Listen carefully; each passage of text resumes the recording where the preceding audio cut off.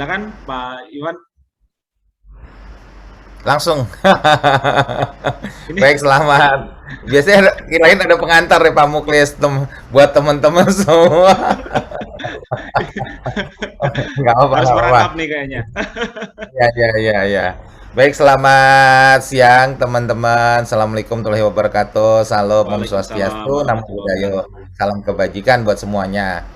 Alhamdulillah pada siang hari ini gitu kan ini adalah tadi saya sempat nanya nih, ini udah webinar keberapa gitu ya dari Pak Muji Santosa Consulting nih.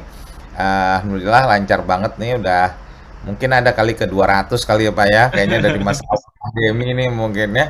Luar biasa nih salah satu ini ya, salah satu terobosan yang ya saya sendiri jadi wah ini sebetulnya apa namanya ini ada beberapa sebetulnya saya yang webinar ini gitu kan dan yang salah satu yang bisa 2 kali seminggu nih ya berarti Pak Muji Santosa nih ya. Nah, luar biasa. Ada teman saya juga yang di birokrat menulis nih juga dia bikinnya apa ya? Ya intinya dia juga beberapa kali bisa ngadain gitu ya. Rutin juga, memang di sini butuh konsistensi, semangat gitu kan. Kebersamaan, kerjasama, jaringan juga. Saya ucapkan selamat nih buat teman-teman di Muji Santosa Consulting, Pak Muklis dan teman-teman gitu kan. Dan beberapa di sini juga kita ikut semua. Semoga ini jalan terus ya untuk meningkatkan literasi kita terkait dengan PBJ gitu kan, perhitungan kerugian negara. Kalau saya kebetulan di sini berapa kali ya. Baik, terima kasih. Eh, Pertama-tama mungkin saya memperkenalkan kembali ya karena bagaimanapun juga gitu kan beberapa peserta gitu kan ada yang belum mendengar nama saya pastinya dan memang kalau di dalam suatu apa namanya kita suatu pertemuan gitu kan sebaiknya saya harus memperkenalkan kembali nama saya Iwan Novarian mungkin sudah ada di letter ininya. Uh, Posisi saya sekarang Widya Iswara di BPK Corporate University. Jadi sekarang istilahnya Corporate University, teman-teman ya. Ini juga suatu ini nih terobosan juga nih di bidang apa namanya setelah pandemi ini. Jadi beberapa training center itu menjadi Corporate University. Di mana basisnya sebenarnya sama seperti Muji Consulting ini. Jadi basisnya LMS, Learning Machine System gitu kan. Knowledge management sama apa namanya pembelajaran jarak jauh seperti kita sekarang. Jadi saya di BPK Corporate University ya dulu bilangnya titelnya diklat BPK gitu kan. Nah untuk siang ini saya akan memperkenalkan ke teman-teman peraturan BPK terbaru gitu kan terkait dengan perhitungan kerugian negara yaitu peraturan BPK nomor 1 tahun 2020. Jadi kalau misalnya ada beberapa yang Pak di bukunya Pak Tuana Kota, jadi sebagian nanti saya juga menggunakan. Bisa dihubungi lagi yang dari rumahnya tadi Pak, yang ibu apa informasi yang pemesan barang itu. Yang mana tuh? Kayaknya setelah masuk nih ya, Pak Yuliardi, nggak apa-apa. Ya, jadi apa namanya? Saya akan menggunakan peraturan BPK nomor 1 untuk perhitungan kerugian negara. Ya teman-teman kalau misalnya peraturannya di mana Pak? Itu bisa di download di bpk.go.id ya. Baik, lanjut Pak.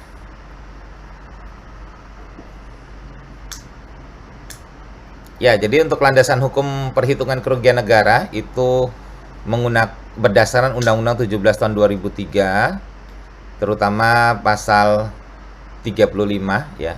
Lalu ada di Undang-Undang nomor 1 tahun 2004 tentang perbendaraan. Undang-Undang 17 tahun 2003 itu tentang keuangan negara.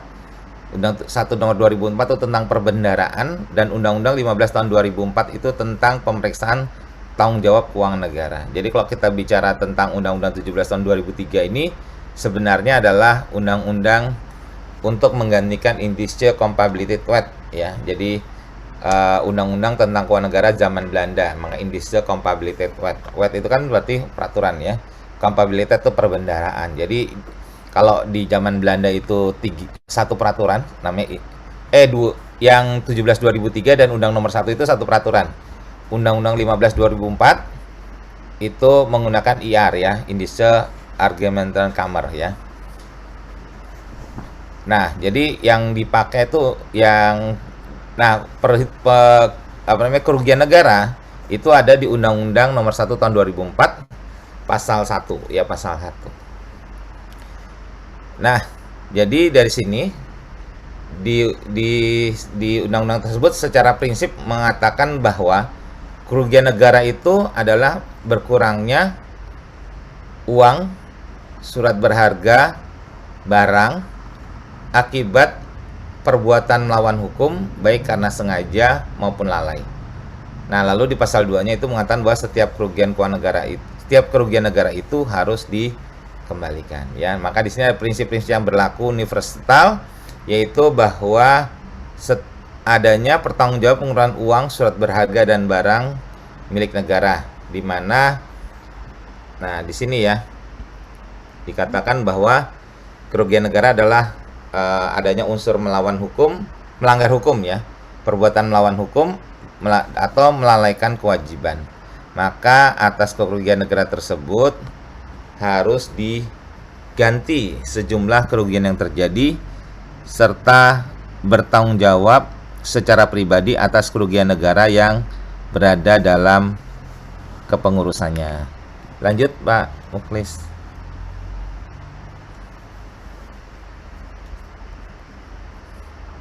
Nah, ini tadi definisinya ya. Jadi di sini di pasal 1 ya. Jadi unsur-unsur kerugian negara itu ada 5 ya.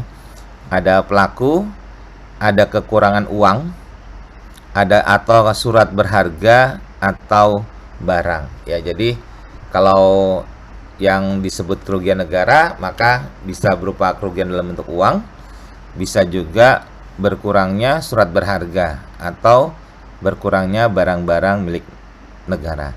Lalu berikutnya adalah jumlahnya nyata dan pasti. Lalu adalah adanya perbuatan melawan hukum. Lalu ada hubungan kausalitas antara perbuatan melawan hukum dengan kerugian yang terjadi. Lanjut Pak.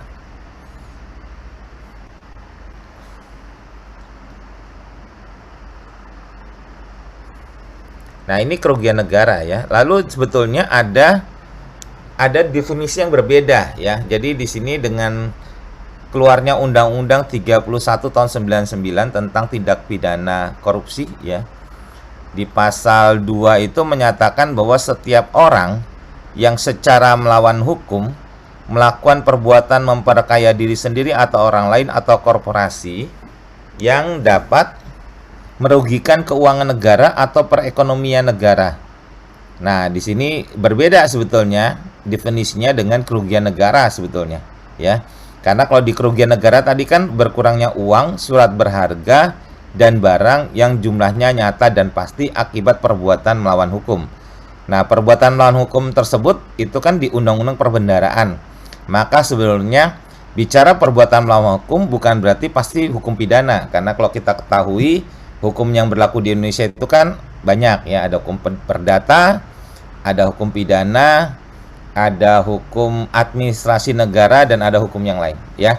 Ya, pada saat bilang perbuatan melawan hukum belum tentu itu terjadi pidana sebetulnya ya.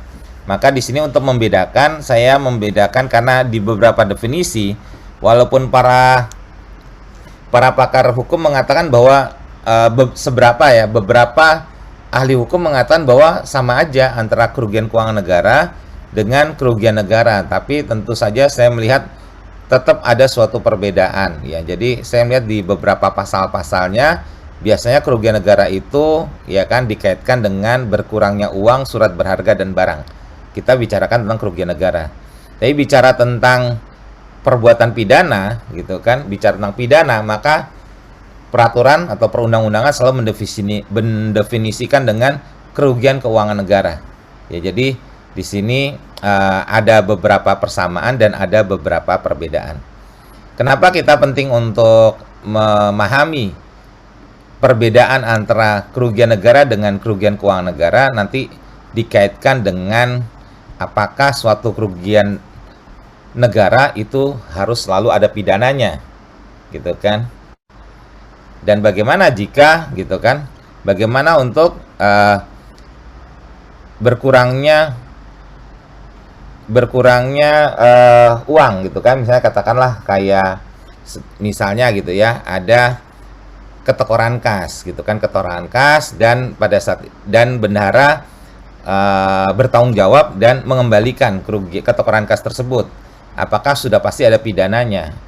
Padahal kalau misalnya bicara ketokoran kas itu kan hal yang mungkin saja terjadi ya, karena ada kelalaian gitu kan, atau adanya kekurang telitian. Nah, kan makanya di sini tidak selalu kerugian negara itu selalu berimplikasi pidana. Di mana bedanya antara kerugian negara yang berimplikasi pidana dengan kerugian keuangan negara yang tadi bicara apa tadi? Kerugian negara yang tidak berimplikasi pidana dengan kerugian keuangan negara yang berimplikasi pidana. Contoh kasus pada saat kasus sumber waras kemarin, di mana BPK menetapkan bahwa pembelian lahan sumber waras tersebut mengandung memenuhi definisi dari kerugian negara. Kenapa? Karena jumlahnya nyata dan pasti, gitu kan. Lalu ada perbuatan melawan hukum di sana, ya kan. Lalu ada ada perbuatan melawan hukum, ada jumlahnya nyata dan pasti, ya. Lalu ada kekurangan, ya, di mana kekurangannya tersebut adalah uang yang ada di kas pemerintah daerah pada saat itu, gitu kan, itu berkurang, gitu kan, dimana untuk membeli tanah yang tanahnya tersebut, gitu kan, tidak bisa langsung digunakan, dan tanah tersebut adalah sebenarnya tanah milik pemerintah daerah, ya, tanah milik si Pemda DKI juga, gitu kan. Nah, tapi dari segi KPK, gitu kan, dari segi KPK menetapkan bahwa benar ada kerugian negara di sana, tapi tidak ada niat jahatnya. Jadi antara perbuatan melawan hukum yang berimplikasi pidana dengan perbuatan melawan hukum, ya, yang selain pidana, itu tergantung dari niat jahat, atau biasanya kalau ahli pakar hukum menyebutkan sebagai mens rea, gitu ya. Jadi ada nggak unsur niat jahatnya? Nah di sini maka saya membedakan aja langsung bahwa kerugian keuangan negara tersebut memenuhi unsur-unsur satu adanya pelaku, ya, karena setiap orang yang secara melawan hukum, maka di sini secara melawan hukum ada unsur sengaja atau ada unsur niat jahat, mens rea, ya. Jadi beda dengan tadi, ya, beda dengan perbuatan melawan hukum di Undang-Undang Nomor 1 2004 tadi mengatakan bahwa kekurangan uang surat berharga barang yang jumlahnya dan pasti akibat. Nah, di sini kan pasif, sifatnya pasif, ya. Akibat perbuatan melawan hukum. Nah, sifatnya pasif nih. Jadi ada kesalahan, gitu kan, lalu terjadi kerugian negara. Tapi kalau yang di Undang-Undang 3199 pasal 2 itu pasif, aktif, ya, secara melawan hukum, maka ada unsur sengaja. Lalu menguntungkan diri sendiri, lalu ada pihak yang diuntungkan, bisa diri sendiri, bisa orang lain atau korporasi, ya. Lalu merugikan keuangan, dan kata-katanya di sini jelas di Undang-Undang 3199 itu selalu menyebutkan merugikan keuangan negara. Jadi selalu menyebutkan merugikan keuangan negara. Jadi bukan merugikan negara, tapi merugikan keuangan negara. Lanjut, Pak Muklis.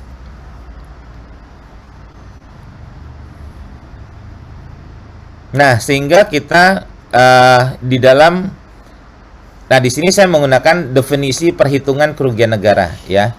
Jadi baik kerugian negara, jadi gini, di peraturan BPK nomor 1 2020 ini, pada saat mendefinisikan perhitungan kerugian negara, nah itu sama definisinya, yaitu perhitungan kerugian negara, ya, karena sesuai dengan amanatnya ke BPK, bahwa BPK berwenang untuk menghitung kerugian negara di situ, ya, digunakan amanatnya di situ. Maka definisi perhitungan kerugian negara adalah suatu audit investigatif yang dilakukan untuk menghitung nilai kerugian negara atau daerah yang terjadi akibat penyimpangan dalam pengelolaan keuangan negara atau daerah. Jadi perhitungan kerugian negara ini bukan sekedar menghitung, ya. Jadi perhitungan kerugian negara ini tidak dipisahkan dari suatu teknik audit, karena nanti yang digunakan itu semuanya adalah teknik audit. Jadi menggunakan secara komprehensif ya. Jadi komprehensif. Jadi tidak hanya keluar angka saja misalnya. Jadi yang disebut kerugian negara itu tidak hanya bahwa keluar angka 100.000 gitu kan misalnya. Tidak semata-mata angkanya, tapi dia ada serangkaian proses untuk melakukan perhitungan yang disebut sebagai prosesnya adalah proses audit investigatif. Di mana bicara tentang investigatif itu dikaitkan dengan suatu penyidikan. Investigatif kan membuat terang suatu perkara ya. Jadi bicara tentang audit investigatif maka dikaitkan dengan bagaimana agar perkara-perkara pidana itu menjadi jelas apakah memang itu suatu pidana atau sebenarnya hanya suatu kelalaian. Nah, jadi masuknya ke audit investigatif. Lanjut, Pak Muklis.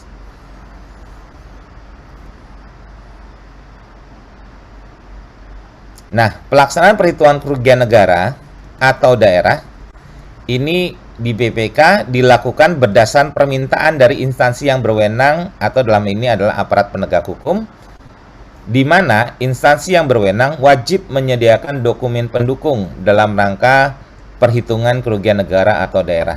Jadi perhitungan kerugian negara ini tidak semata-mata saya mau menghitung gitu ya, tapi di sini harus berdasarkan permintaan dari instansi yang berwenang. Jadi yang berwenang ini sebenarnya bisa APH, bisa juga dari DPRD atau DPR ya. Jadi kan tergantung nih, yang kalau memang berwenang untuk menghitung kerugian negara ya berarti bisa meminta. Jadi bisa instansi yang berwenang atau APH ya. APH termasuk dalam instansi yang berwenang. Lanjut, Pak Muklis.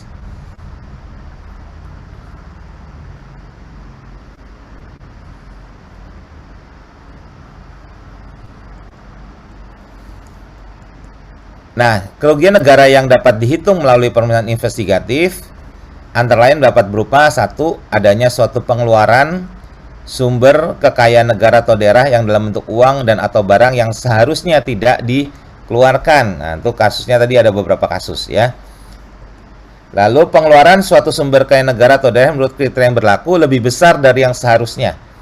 Jadi di sini misalnya katakanlah gitu kan, sesuai dengan perjanjian itu harusnya mengeluarkan 100 juta gitu kan, tapi pada saat pencairan ternyata yang dicairkan adalah 150 juta ya. Jadi kita juga memperhitungkan sebagai kerugian negara ya.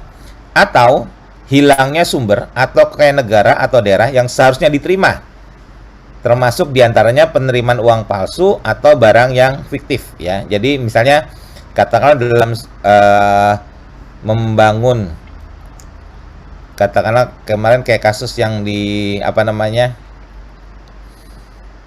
kasus yang SIM, kalau SIM itu dia lebih besar ya. Ya, ini biasanya barang fiktif ya. Misalnya katakanlah gitu kan. Oh, ini kasus Wisma Atlet ya, yang di Sentul ya. Yang di Sentul itu kan ada Wisma Atlet ya. Bangunan asrama untuk asrama atlet gitu ya. Dimana begitu dicek di lapangan gitu kan, ternyata gedungnya belum selesai, tapi pembayaran udah lunas gitu kan. Tapi kalau misalnya nih selesai 90%, pembayaran 100%, lalu ada jaminan, itu masih nggak ada masalah. Tapi kalau yang di Wisma Atlet itu kan kalau nggak salah hanya selesai 30% atau 30-40% gitu kan. Jadi ibaratnya gedungnya masih dalam berupa kerangka gitu ya, masih belum finishing, tapi di dalam progresnya itu sudah 80% mungkin kalau nggak salah. Jadi memang belum selesai sepenuhnya, tapi pembayarannya jauh melebihi dibandingkan dengan kontraknya ya. Jadi di sini dan berhenti ya, karena setelah itu tidak ya kan, karena setelah itu langsung, dan biasanya dia berkaitan ya. Jadi berkaitan. Jadi karena sebelumnya juga sudah ada tokoh-tokohnya sudah ditangkap gitu kan, jadi nggak bisa melaksanakan pembangunan selanjutnya, sehingga akhirnya ya bisa diperhitungkan kerugian negaranya ya. Jadi ada tiga apa nih? Ada 3 kemungkinan perhitungan kerugian negara. Yang satu adalah adanya uang keluar yang harusnya tidak keluar, atau keluar melebihi daripada yang seharusnya. Dan selanjutnya adalah adanya penerimaan uang atau barang yang fiktif ya. Lanjut.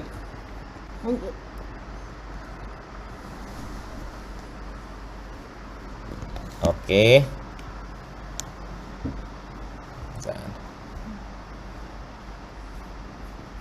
Ada lagi penerimaan sumber kekayaan negara atau daerah yang lebih kecil atau lebih rendah ya. Atau timbulnya suatu kewajiban yang seharusnya nggak ada ya. Jadi harusnya nggak ada kewajiban lalu tiba-tiba meningkat ya. Hilangnya suatu hak negara yang seharusnya dimiliki atau diterima, lalu penerimaan hak negara yang lebih kecil dari yang seharusnya. Lanjut, Pak. Oke, itu tadi beberapa kemungkinan kerugian negara.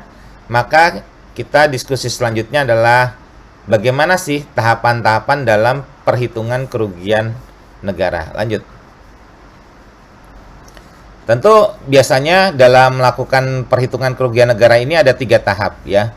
Tahap pertama adalah melakukan persiapan, lalu tahap kedua adalah pelaksanaan perhitungan kerugian negara, dan tahap ketiga adalah pelaporan. Jadi biar gampang saya menggambarkan tahapan itu 3 biasanya. Persiapan, pelaksanaan, pelaporan ya. Oke. Di persiapan, jadi setelah menerima permintaan untuk menghitung indikasi kerugian negara dari instansi yang berwenang, maka dibentuk tim persiapan perhitungan kerugian. Jadi harus membuat tim persiapan dulu ya. Di mana tugas dari tim persiapan tersebut adalah meminta pemaparan dari instansi yang berwenang disertai dengan data dan informasi untuk mendapatkan kejelasan dan keyakinan mengenai kasus yang akan diperiksa termasuk unsur pidananya.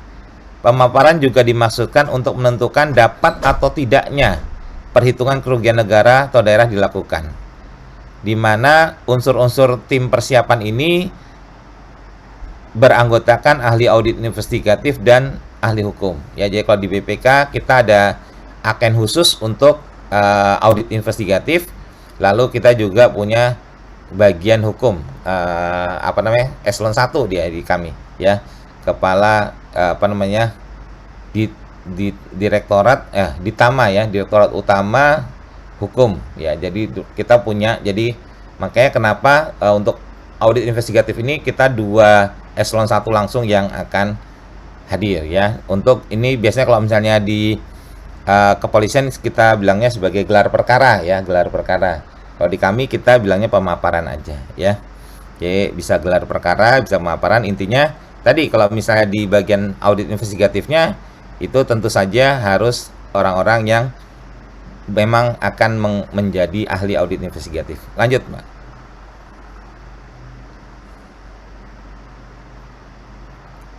Di sini pentingnya kejelasan dan keyakinan adanya unsur pidana dalam perhitungan kerugian negara. Jadi seringkali ada pertanyaan kan, gitu kan? Siapakah yang berwenang?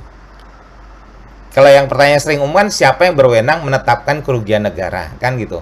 Kan siapa yang berwenang? Tapi sebenarnya sebelum sampai siapa yang berwenang menetapkan kerugian negara, harus ada dulu siapa yang berwenang menetapkan bahwa telah terjadi perbuatan melawan hukum, unsur pidananya, ya kan? Jadi siapa yang berwenang menetapkan unsur pidana? Nah, jadi kan ini kan ayam sama telur nih.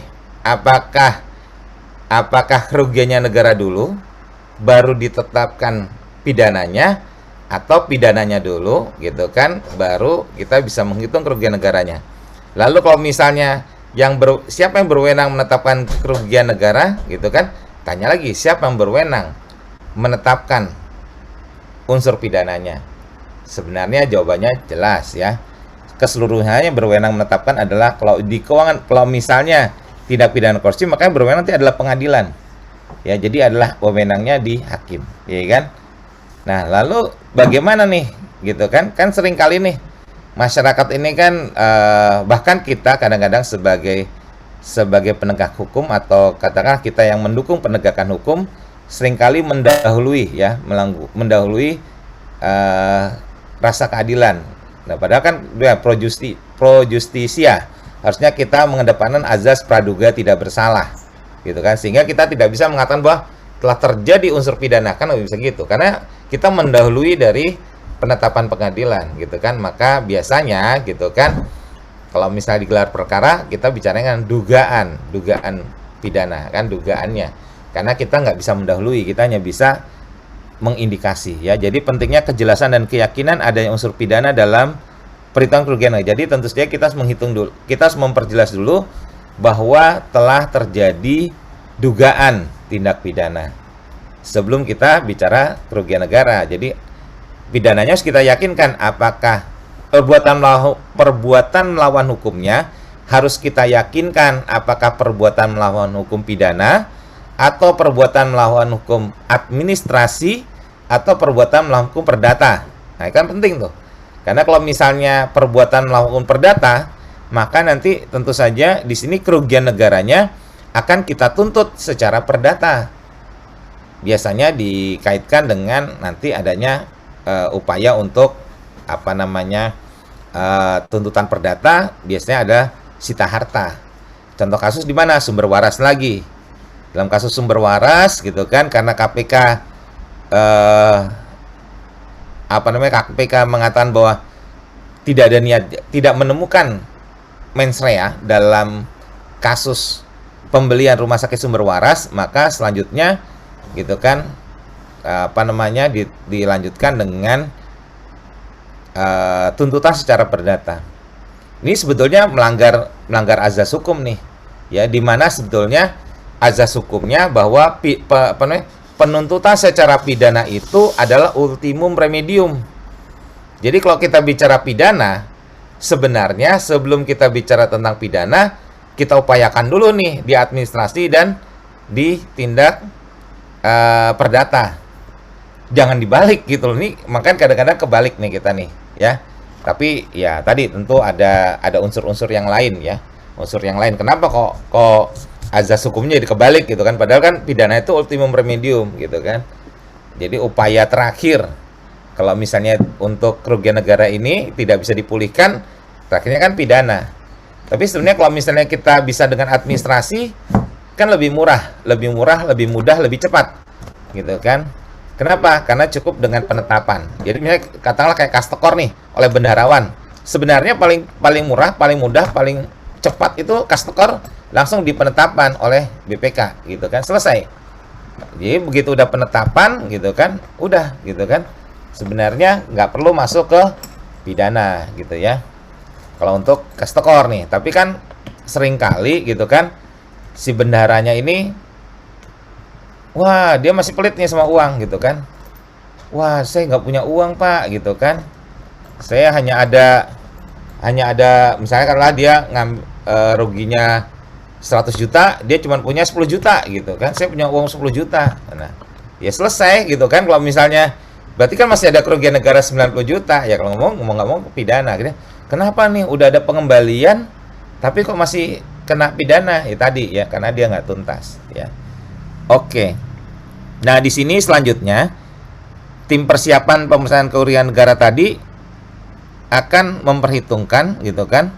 Seharusnya menyimpulkan apakah tidak diperoleh kejelasan dan keyakinan mengenai kasus yang akan diperiksa termasuk unsur pidananya karena tidak didukung bukti-bukti yang cukup, atau nah ini kan 3 ya kemungkinan ya, atau belum diperoleh kejelasan dan keyakinan mengenai kasus yang akan diperiksa termasuk unsur pidananya akan tidak didukung bukti yang cukup, atau diperoleh kejelasan dan keyakinan mengenai kasus yang diperiksa termasuk unsur pidananya karena didukung bukti yang cukup ya. Jadi ada 3 kemungkinan. Soalnya harusnya saya buat matriks ya buat flowchartnya, tapi nggak apa-apa, dari sini kelihatan. Jadi kalau misalnya yang di pertama tidak diperoleh kejelasan dan keyakinan, tadi kan masalah kerugian negara ini kan harus nyata dan pasti gitu kan. Nah, kalau misalnya belum nyata gimana mungkin pasti ya. Maka kalau yang di pertama karena belum ada keyakinan, belum ada kejelasan unsur pidananya, maka biasanya selanjutnya Pak, ini ada penjelasan di selanjutnya. Maka kita akan di sini bilangnya apa ya kalau misalnya itu. Nah, di sini kan tidak dapat dilakukan ya. Jadi kalau jika hasil pemaparan tidak diperoleh kejelasan dan keyakinan, maka TPPKN menyampaikan hasil telahan bahwa perhitungan kerugian negara atau daerah tidak dapat dilakukan. Saya biar pas aja, saya udah bisa, tapi biar pas gitu kan, tidak dapat dilakukan. Kenapa tadi? Karena memang unsur pidananya tidak lengkap ya. Nah, jadi biasanya banyak kalau misalnya permintaan nggak bisa diperhitungkan kerugian negara karena memang nggak bisa dilakukan karena unsur pidananya tidak jelas dan tidak pasti ya. Lanjut. Selanjutnya jika kan tadi ya, jika belum diperoleh kejelasan dan keyakinan, jadi di sini unsurnya tadi belum diperoleh. Kalau tadi kan tidak bisa diperoleh ya. Kalau tadi tidak udah pasti nih, oh nggak jelas dan tidak bisa diyakini gitu. Ibaratnya absurd banget nggak bisa ahli hukum, ahli audit investigatif dan juga mungkin dari pihak yang berwenang tadi juga sebetulnya biasanya juga wah nggak yakin nih Pak gitu kan. Nah kalau udah nggak yakin ya udah jangan diterusin gitu ya, karena nanti kan jadi tidak nyata dan tidak pasti. Nah tapi kalau misalnya di sini belum diperoleh kejelasan dan keyakinan, maka kita meminta bukti tambahan ya. Jadi kita akan meminta bukti tambahan. Jadi biasanya akan diminta bukti tambahan. Nah selanjutnya jika bukti tambahan tidak mencukupi, maka kesimpulan sama seperti yang pertama, tidak dapat dilakukan. Namun jika bukti tambahan mencukupi, selanjutnya TPPKN akan menelaah untuk kemungkinan ada atau tidaknya kerugian keuangan negara. Yang terakhir, yang ketiga sama ya. Jadi kalau misalnya, ini kan kalau misalnya mencukupi, selanjutnya. Lanjut Pak Muknis. Nah, jika hasil telah menyimpulkan bahwa unsur pidananya sudah jelas dan ada keyakinan gitu kan, maka menyusun program audit investigatif perhitungan kerugian keuangan negara. Jadi kalau misalnya itu baru kita lakukan bikin audit programnya ya. Lanjut Pak. Nah, tahapan kedua tentu adalah melakukan pelaksanaan perhitungan kerugian negara. Pelaksanaan perhitungan kerugian negara didasarkan pada bukti yang diperoleh dari aparat penegak hukum dan bukti tambahan pendukung lain yang diperlukan auditor, serta memperhatikan landasan hukum kegiatan atas kasus yang disidik ya. Jika tim audit memerlukan bukti tambahan, bukti tersebut diminta dari instansi yang berwenang, namun tidak menutup kemungkinan tim pemeriksa melakukan pemeriksaan lapangan sendiri. Selanjutnya, bukti tambahan yang diperoleh tim sendiri atau instansi berwenang dievaluasi dan dianalisa. Ya, jadi prinsipnya seperti itu. Lanjut, Pak.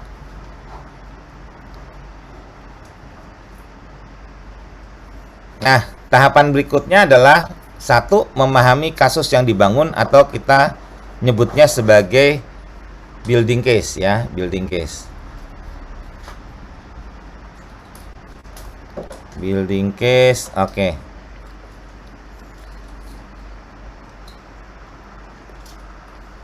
Di sini perlunya memahami jenis tindak pidana kerugian negara. Dalam hal tahap ini, memahami jenis tindak pidana kerugian yang terjadi yang dipaparkan oleh instansi yang berwenang. Sebagai contoh, misalnya ada kontrak pembayaran fiktif, penggelembungan harga, kuantitas dan kualitas barang yang lebih rendah daripada spesifikasi dalam kontrak. Selanjutnya, mempelajari dasar hukum kegiatan yang diperiksa. Yang ketiga, memahami transaksi ya, memahami transaksi. Bentar. Nah, ini kok sebentar.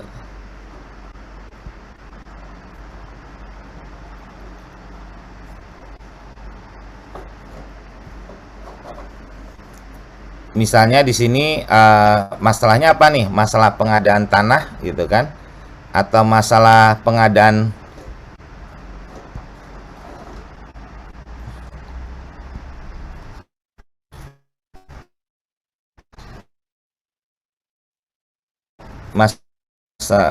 mana tadi ya? Bentar, tadi oh ya, masalah pengadaan barang. Selanjutnya, menentukan jenis kerugiannya, sebagai contoh adanya hilang atau kurang diterima, atau diterimanya suatu hak ya, atau timbul atau bertambahnya kewajiban pengeluaran yang lebih besar, penerimaan diterima lebih kecil atau tidak diterima, lalu mengidentifikasi dan mengumpulkan, memverifikasi dan menganalisis bukti-bukti yang berhubungan dengan perhitungan kerugian negara atas kasus tindak pidana TPKKN itu kan ya intinya ini ya, perhitungan kerugian negara yang diperiksa ya. Kasus P-nya itu perhitungan kerugian keuangan negara yang diperiksa ya. Saya biasanya menggunakan istilahnya ini how much ya, berapa banyak nih gitu kan kerugian. Lalu mengidentifikasi waktu when dan tempat where terjadinya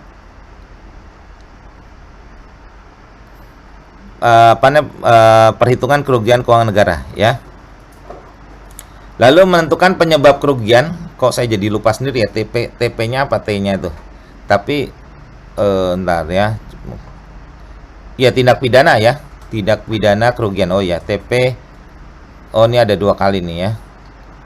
Ya, tindak pidana kerugian ya.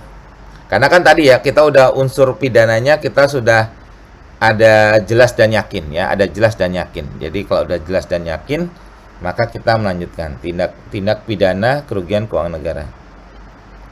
Ya.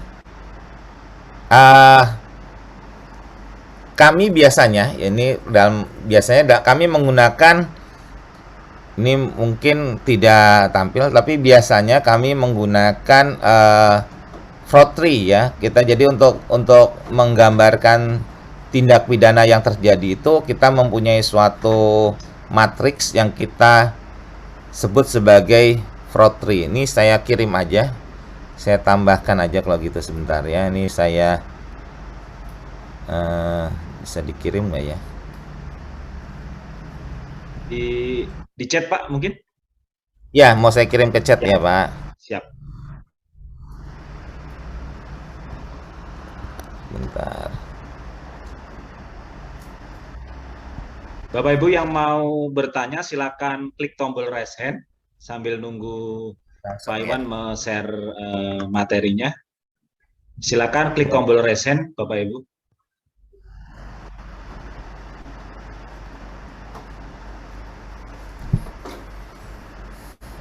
Salah.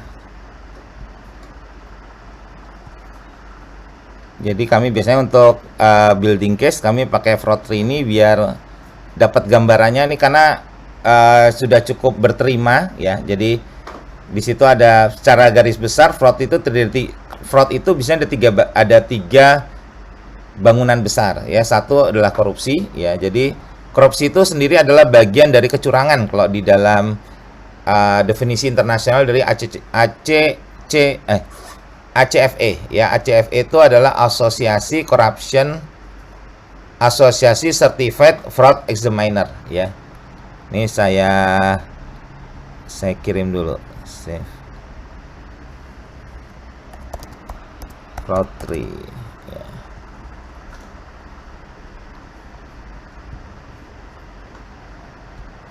Oke.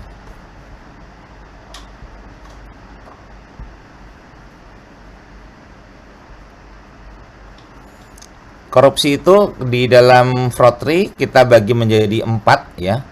Pertama adalah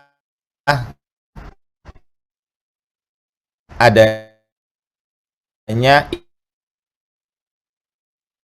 illegal gratifikasi. Jadi gratifikasi secara ilegal itu korupsi. Lalu yang ketiga adalah pemerasan, extortion ya. Belum saya convert ya, sebentar. Saya masih pakai ini. Pakai ekspor dulu tuh. Saya ekspor dulu sebentar ke PDF aja ya. Kenapa nak? Maaf saya salah kirim. Itu kalau pakai pakai Mac ini dia bisa diambil ya. Tapi kalau ini saya ambil yang pakai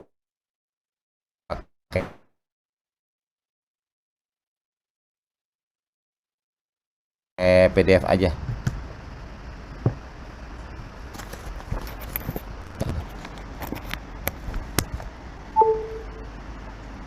Nah, ini yang PDF sudah saya kirim ya.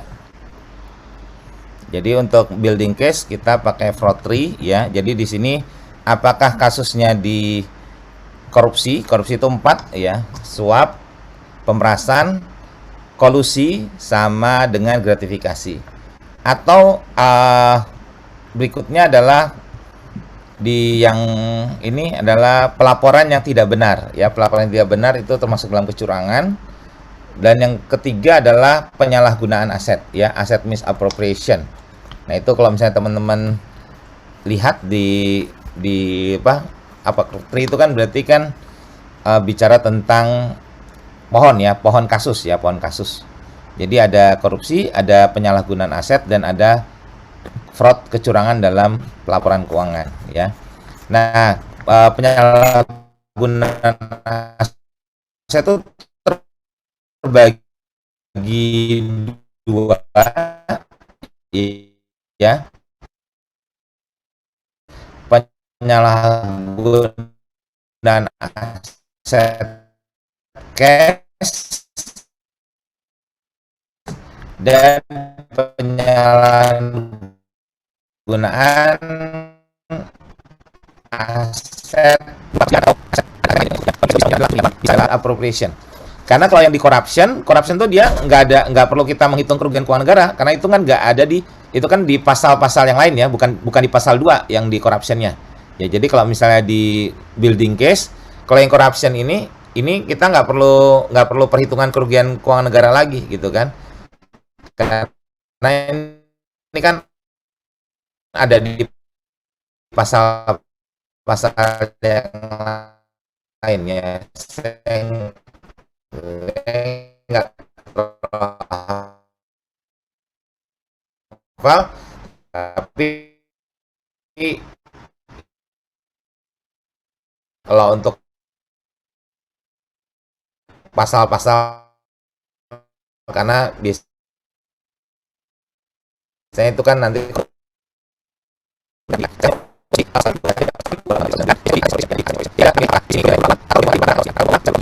fraudulent ya, belanja-belanja tidak benar ya, bisa berupa billing scam, payroll scam, dan seterusnya. Itu building case-nya banyak di sana ya. Kita lanjut aja ya teman-teman.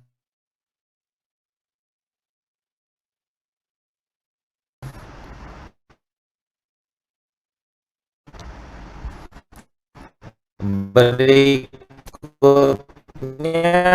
adalah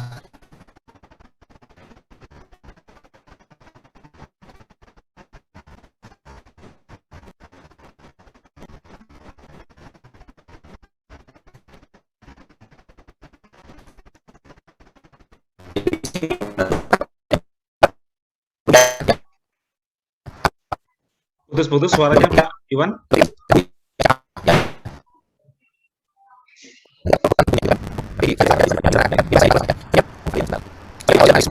ya, ternyata kebanyakan dia jadi putus-putus nih. Sebentar teman-teman.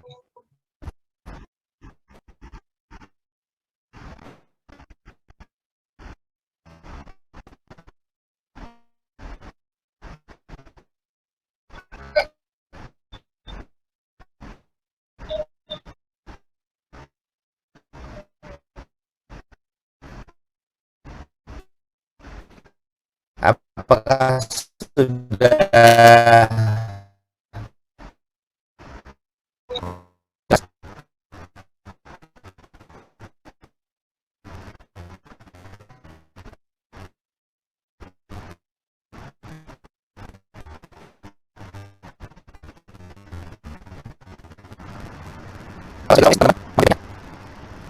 Masih kurang jelas Pak, masih putus-putus. Suaranya.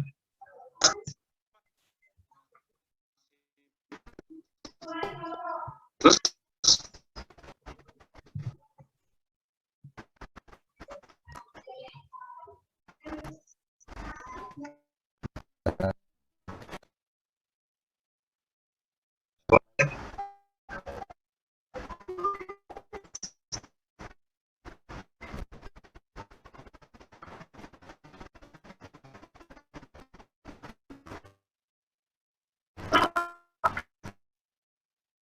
ya, masih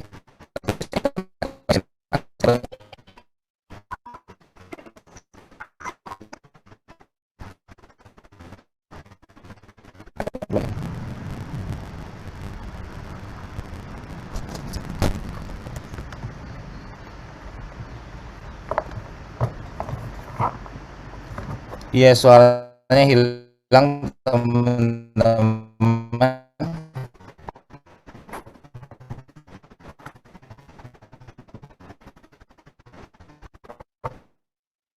Ada link materi dan absen.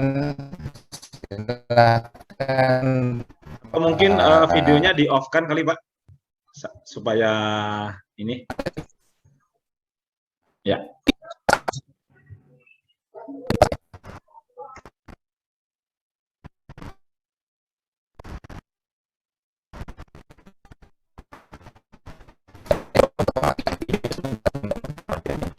Karena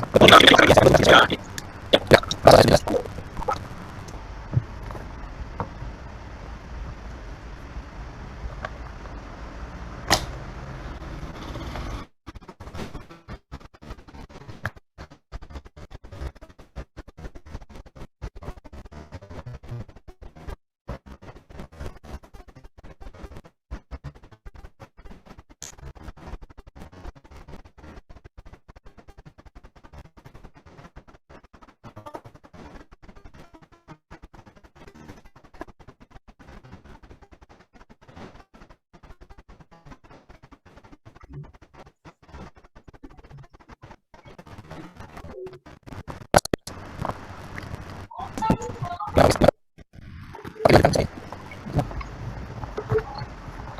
Iwan?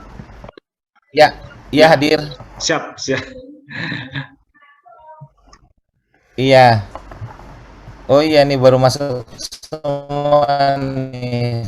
Suaranya hilang. Sinyal kurang bagus.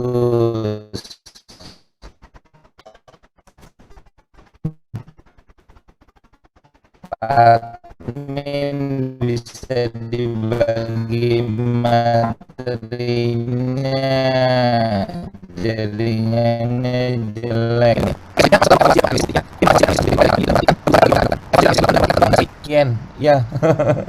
Masih ini ya Pak Muklis ya? Ya, ini jelas Pak, ini sudah. Oke. Suaranya kayak alien ya. Iya, iya, iya. Iya. Lanjut Pak Muklis.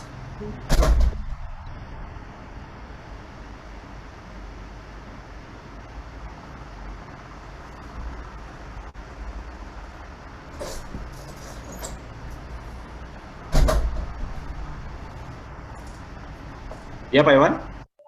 Oke, lanjut.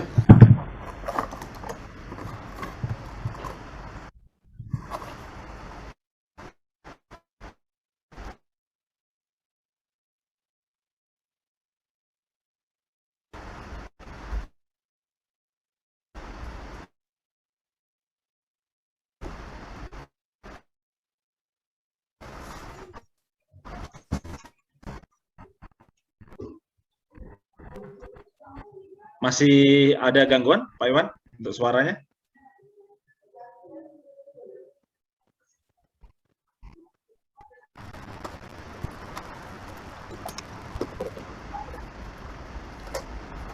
Apakah suaranya jelas Pak Muklis? Sudah Pak, sudah jelas. Silakan. Oke. Ya, lanjut. Ya. Nah, selanjutnya menganalisis dan mengevaluasi bukti-bukti ya. Ini nanti juga saya kirimkan matriks analisisnya ya. Jadi kebetulan yang waktu di slide itu kayaknya saya merasa bentuk matriksnya kurang pas ya. Nanti saya tambahkan. Jadi saya tambahkan untuk matriksnya, nanti saya kirim untuk perbaikannya ya. Jadi di sini kita memperhatikan ada saya kirim aja nih sekarang nih ya. Saya ekspor dulu teman-teman PDF. Ini tapi ntar jaringannya biasanya ini nih. Ya. Di sini.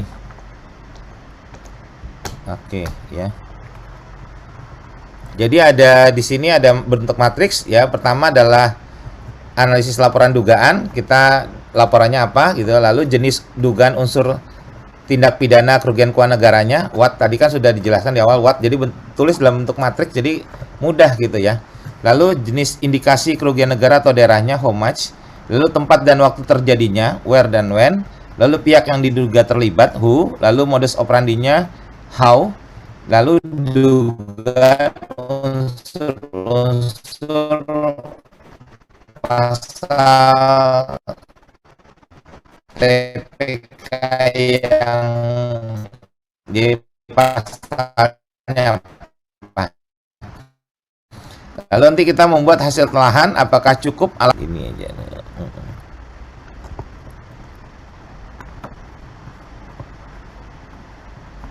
Saya kirim lagi teman-teman untuk matriksnya.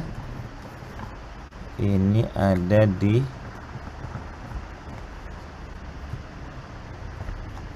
mana nih, OTBK matriks. Bentar biar sekalian dikirim.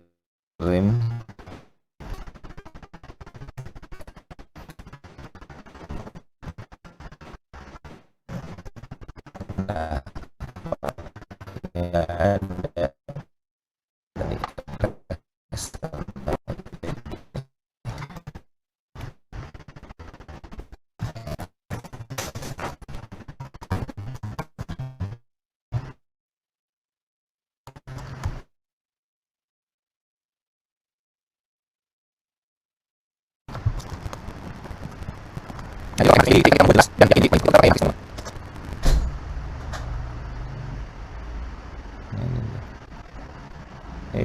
Oke, udah saya kirim ya.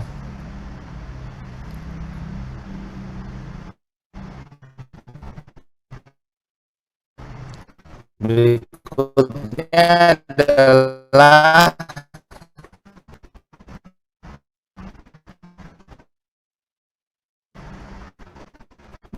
pengungkapan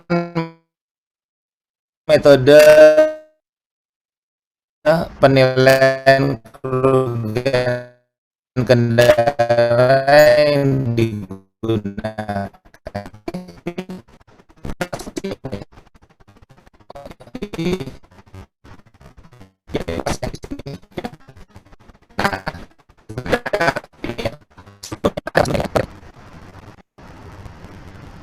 Masih putus, Pak Iwan. Silakan yang bertanya. Oh Pak Iwan. iya. Kayaknya putus-putus lagi ya. Itu sudah ada di chat, udah terkirim belum Pak Muklis?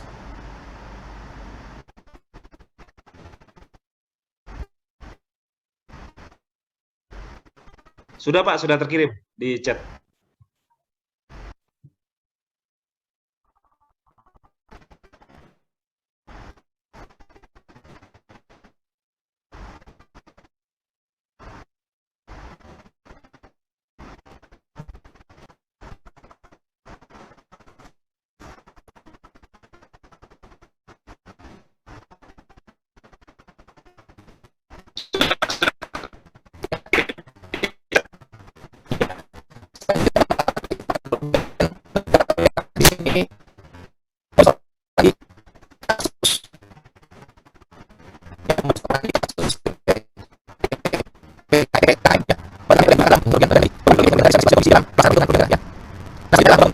Hipotesis, worst case, what if, ya ini itu siap. Biasanya saya menyingkatnya. Jadi dalam membangun building case itu siapa melakukan apa, pada saat kapan, dengan siapa saja, untuk atau karena apa, di mana, dengan cara bagaimana, sehingga mengakibatkan kerugian negara sebesar, nah gitu. Jadi itu biar gampang aja. Jadi negara atau daerah ya. Menurut Theodorus M. Tuanakota, ini salah satu, ini dokternya, dokter dari UI ya, dan juga kita BPK menggunakan sebagai tenaga ahli pemeriksaan investigatif di BPK, dan menerbitkan buku ya yang judulnya adalah Menghitung Kerugian Keuangan Negara dalam Tindak Pidana Korupsi. Jadi dia punya bukunya itu, itu sebenarnya bukunya adalah kumpulan ya, kumpulan dari kasus-kasus yang ada di BPK gitu kan. Dan dia menetapkan beberapa pola perhitungan kerugian negara yang secara umum digunakan, pada umumnya menggunakan pendekatan apples to apple comparison. Jadi prinsipnya dalam menghitung kerugian negara ini memperhitungkan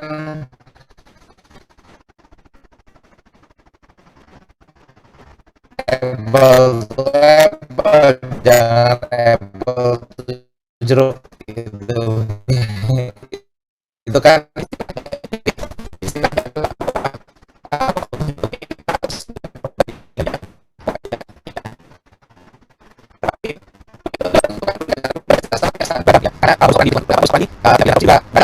itu kan nggak perlu menghitung kerugian negaranya gitu kan, karena itu kan kasusnya adalah sudah kasus yang sudah ada pasal-pasalnya tersendiri. Tapi yang kasus di pasal 2 Undang-Undang 3199 ini kan yang mata nih bahwa setiap orang yang dengan secara melawan hukum gitu kan. Nah, ini kan sebenarnya perluasan dari pasal-pasal korupsi di yang sebelumnya gitu kan.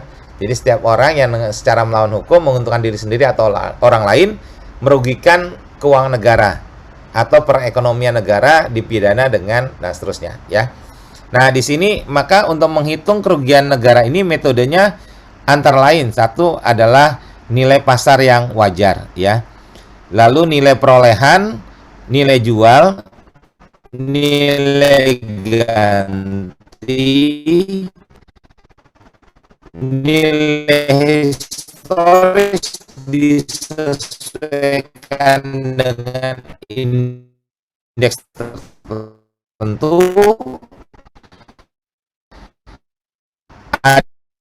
ada metode total loss, dan ada nilai.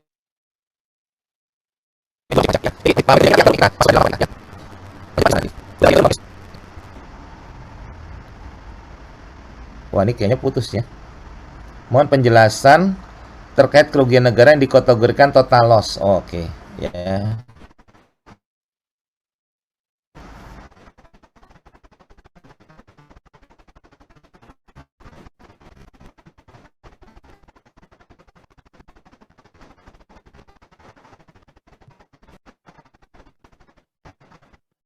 Pak Iwan masih bergabung?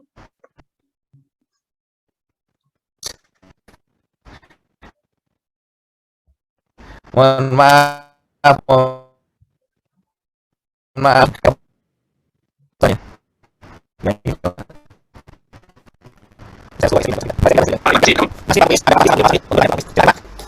Apakah sudah jelas? Sudah, Pak, sudah. Oke. Kita Iya. langsung tanya diskusi, Pak ya, tanya jawab. Boleh. Baik. Pak Bang Swendra, silakan Bang.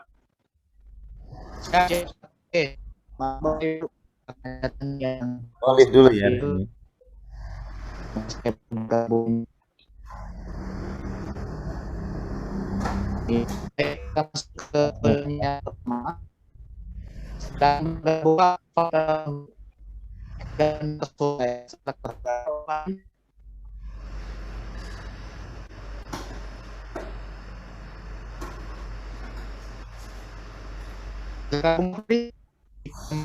Bang Swendra ada gangguan juga?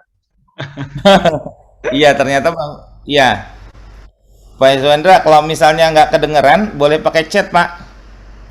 Baik Pak, di sini ada yang menanyakan nih Pak, ada 2 yang resen. Kita kasih kesempatan Pak ya. Oke. Siap, silakan Pak Fahri. Silakan bergabung Pak.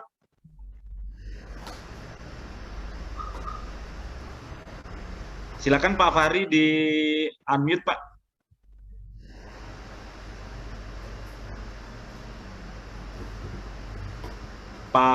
Pak Fahri. Berat juga ternyata. Ya, silakan Pak.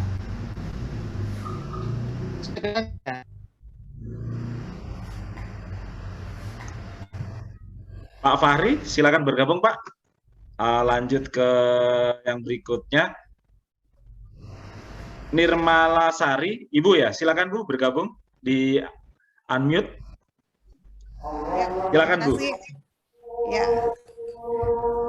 Ya, terima kasih Pak atas kesempatannya. Oke. Materi hari ini kayaknya menarik sekali, cuman suaranya nah ini ya jadi agak inilah. Ini terkait dengan kerugian negara Pak. Jadi di kasus pada kami itu pernah melakukan pemeriksaan khusus. Jadi istilahnya sama dengan audit investigasi. Kemudian dari ini atas permintaan dari pimpinan. Karena ada laporan masuk di kantor bupati, kemudian diinstruksikan kepada kami untuk melakukan audit pemeriksaan khusus. Dari audit pemeriksaan khusus itu, selanjutnya oleh APH, ini sudah sampai ke APH untuk melakukan investigasi selanjutnya dan diminta kepada inspektorat untuk melakukan PKN. Nah, yang jadi pertanyaan kami itu kadang juga dipertanyakan di di sidang pada saat permintaan ahli. Apakah nilai kerugian tersebut jika telah ditindaklanjuti pada saat pemeriksaan khusus itu masih mempengaruhi nilai kerugian yang sebenarnya. Jadi misalnya temuan nih 100 juta. Nah, pada saat pemeriksaan khusus itu si Obrik menyelesaikan misalnya 10 juta. Jadi temuan yang belum ditindaklanjuti itu 90 juta. Nah, jadi pertanyaan yang biasa pada Pak Hakim itu, berapa sih sebenarnya nilai kerugian dari apakah masih termasuk yang telah ditindaklanjuti tersebut atau sudah kerugian itu sudah mengurangi dari tindak lanjut temuan tersebut. Baik Bu Nirmala. Iya, terima kasih. Ya. Jadi kembali ke definisi kerugian negara adalah berkurangnya uang, surat berharga, barang yang jumlahnya nyata dan pasti. Jadi yang perlu diyakinkan adalah bahwa dia nyata dan pasti. Ya, jadi kalau misalnya tadi waktu penyelidikan sebetulnya, karena penyidikan itu nanti kalau sudah di APH dia sudah lengkap bukti-buktinya, gitu kan, maka naik ke tapi dia penyidikan juga bisa ya. Ini waktu di penyidikan kan harus pasti. Nah, berapa pastinya? Nah, itu pentingnya dari perhitungan kerugian negara. Sehingga kalau misalnya pada saat perhitungan lalu ada pengembalian kerugian negara, maka harus diperhitungkan sebagai unsur pengurang. Jadi kerugian negaranya setelah dikurangi pengembalian. Itu Bu Nirmala Sari. Ada yang ditambahkan, jadi Bu? nilai kerugian ya. Jadi kalau dari sampel tadi nilai kerugiannya jadi 90 Pak ya? Yap. Apakah perbuatan ini sharing aja, apakah perbuatan melanggar atau kesengajaan itu istilahnya dengan pengembalian nilai nominalnya itu apa mengurangi nilai kerugiannya itu ya? Iya, mengurangi. Tapi kita nggak perlu bilang bahwa kerugian negara sebelumnya sekian lalu berkurang, nanti kan menjadi tidak pasti. Iya. Ya, jadi langsung kita mengatakan bahwa kerugian negaranya sebesar sekian, sudah, titik, itu aja. Harus pasti Bu Nirmala waktu menghitung. Jadi tetap dikurangi dengan tindak lanjutnya itu Pak ya? Dikurangi. Jadi kerugiannya 90 juta, udah itu aja. Oh, begitu. Oh iya. Oke, terima kasih. Ya. Iya Bu Nirmala. Oke. Iya, terima kasih Pak ya. Makasih Bu Nirmala. Silakan bergabung Pak Fahri. Di unmute Pak. Pak Fahri, ya belum bergabung. Silakan Bapak Ibu yang mau bertanya, berdiskusi, silakan klik tombol raise hand. Ada Pak Safrullah ya, yang bertanya terkadang ada oknum APH yang langsung minta dokumen pemilihan. Apakah hal ini dibenarkan dan mesti dipenuhi permintaannya? Buat Pak Safrullah, pada saat dari APH untuk meminta dokumen pemilihan, tentu harus dipastikan dulu nih, yang langsung dikasih kan, apakah permintaan dokumen tersebut dalam rangka apa, ya kan? Kalau misalnya belum ada penetapan terperiksanya ya tidak perlu diberikan ya. Jadi kan di sini kan harus jelas dulu nih permintaan dokumen itu dalam rangka apa. Kalau misalnya memang sudah ada apa tuh istilahnya tuh, kalau ada terperiksa itu kan pidana itu harus ada laporannya, harus ada laporan. Jadi jadi dia ada ini ya. Jadi ibaratnya kalau di kepolisian atau di undang hukum dia ada dulu nih, kan ada apa, ada kitab pengumpulan hukum acara pidana ya. Ya, silakan Pak. Putus-putus Pak Muklis, apakah sudah jelas? Jelas Pak, jelas. Silakan. Ya, jadi kalau misalnya memang ada permintaan dokumen pemilihan, harus dikomunikasikan dulu dengan oknum tersebut, gitu kan? Apakah permintaannya resmi? Kalau resmi maka dimintakan dulu, jadi tidak langsung diberikan. Itu saja sih secara praktisnya ya, Pak Safrullah. Untuk yang lain silakan. Mau bergabung, silakan Pak, di unmute.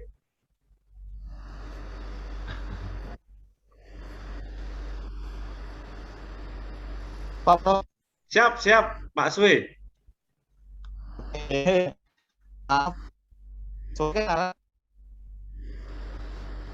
Masih putus-putus, Pak Swendra. Ini ada dari Pak Tio nih, Pak Iwan. Pak Tio ya, mungkin Pak, mau bergabung, silakan Pak. Langsung dengan Pak Iwan, silakan di unmute Pak. kalau Pak Hendra nih ini nih tadi udah nggak bisa tampil ini lagi ya.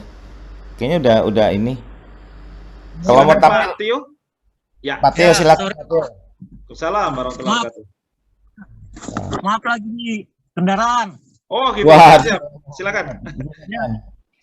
Cuman mau nanya ini Pak, kalau menghitung kerugian negara, apakah auditor bisa atau harus dengan tenaga ahli? Itu aja Pak, makasih.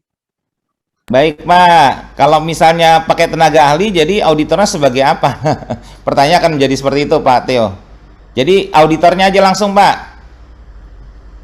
Oh gitu ya, karena kemarin pernah sih katanya untuk menghitung konstruksi harus harus memakai tenaga ahli karena mereka ahlinya katanya. Jadi untuk perhitungan dari auditor kayaknya nggak bisa dipakai gitu Pak. Gimana tuh Pak? Nanti kalau pas pada saat ahli konstruksinya yang untuk menghitung, nanti akan ditanyakan lagi tuh, pasti kebalikan apakah punya secara legal mereka punya nggak kapasitas sebagai ahli perhitungan kerugian negara. Dibalik-balik gitu Pak, memang biasanya. Ya akan dibalik lagi Pak. Itu biasa kalau misalnya di pengadilan akan ditanya itu, akan di challenge-nya begitu. Ya, jadi boleh Pak dibantu tenaga ahli, boleh, tapi tidak harus. Kalau di sini ada di materi saya ada di peraturan BPK nomor 1 2020 boleh, bisa dibantu, tapi tidak perlu ditampilkan bahwa di persidangan bahwa kita nanti sebagai keterangan ahli. Jadi ya udah bahwa kita ahli perhitungan kerugian negara, udah itu aja Pak. Gitu ya Pak Teo. Ya, baik Pak, terima kasih Pak. Ya, masih Pak Teo, hati-hati di jalan. Hati-hati di jalan. Apalagi nih? Lanjut ada Pak Yuliardi, silakan bergabung. Pak Yuliardi di unmute Pak. Assalamualaikum warahmatullahi wabarakatuh. Selamat sore Pak. Waalaikumsalam. Yang saya ingin tanyakan, bisakah APH meminta audit ulang sementara pekerjaan itu sudah diaudit oleh BPKP dan Inspektorat? Malah orang BPKP bilang pekerjaan konstruksi ini lebih bagus daripada daerah-daerah lain. Apakah bisa gitu Pak? Sebab kan ini sudah diaudit orang BPKP, Inspektor, itu pekerjaannya bagus. Malah orang BPKP bilang pekerjaan ini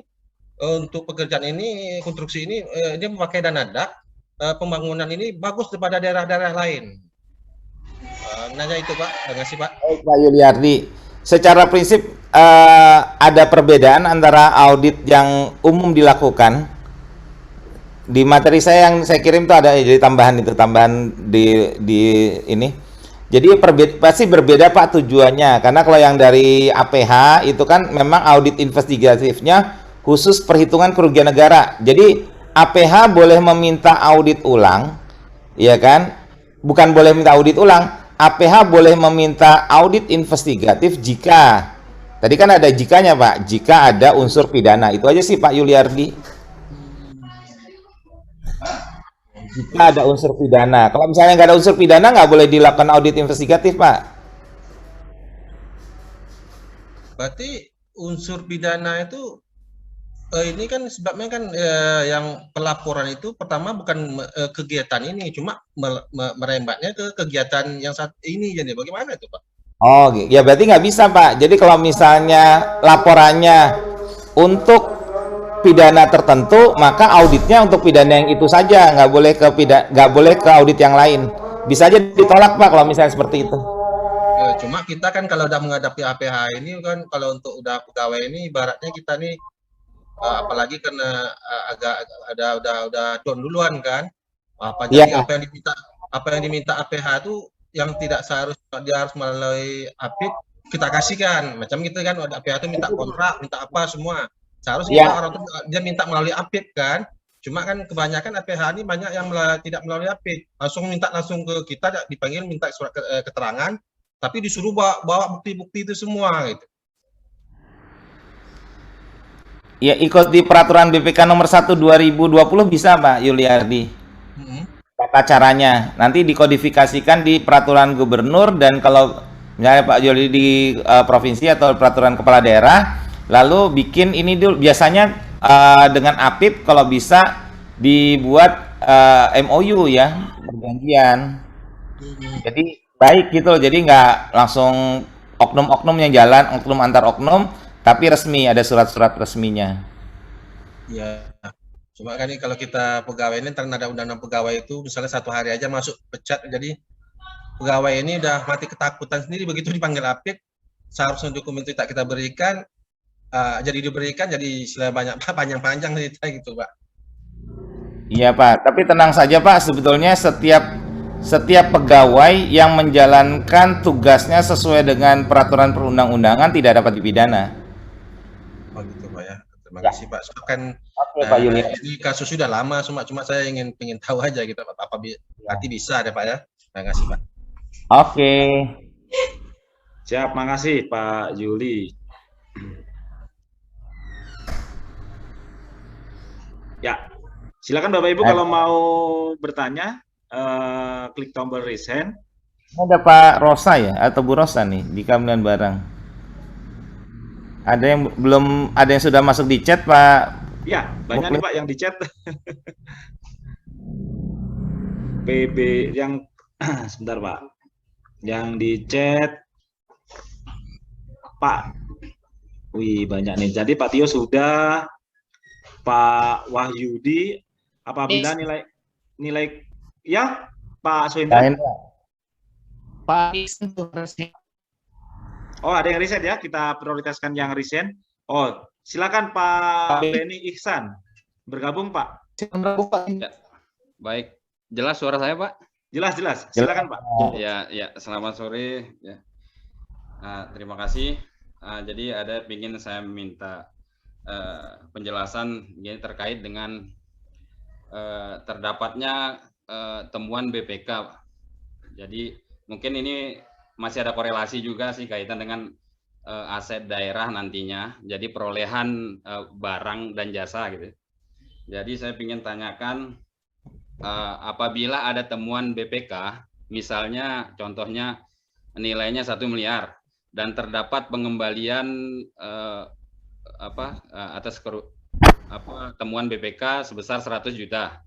Apakah itu mohon penjelasan bagaimana kaitan dengan nilai perolehan barang dan jasa itu, Pak?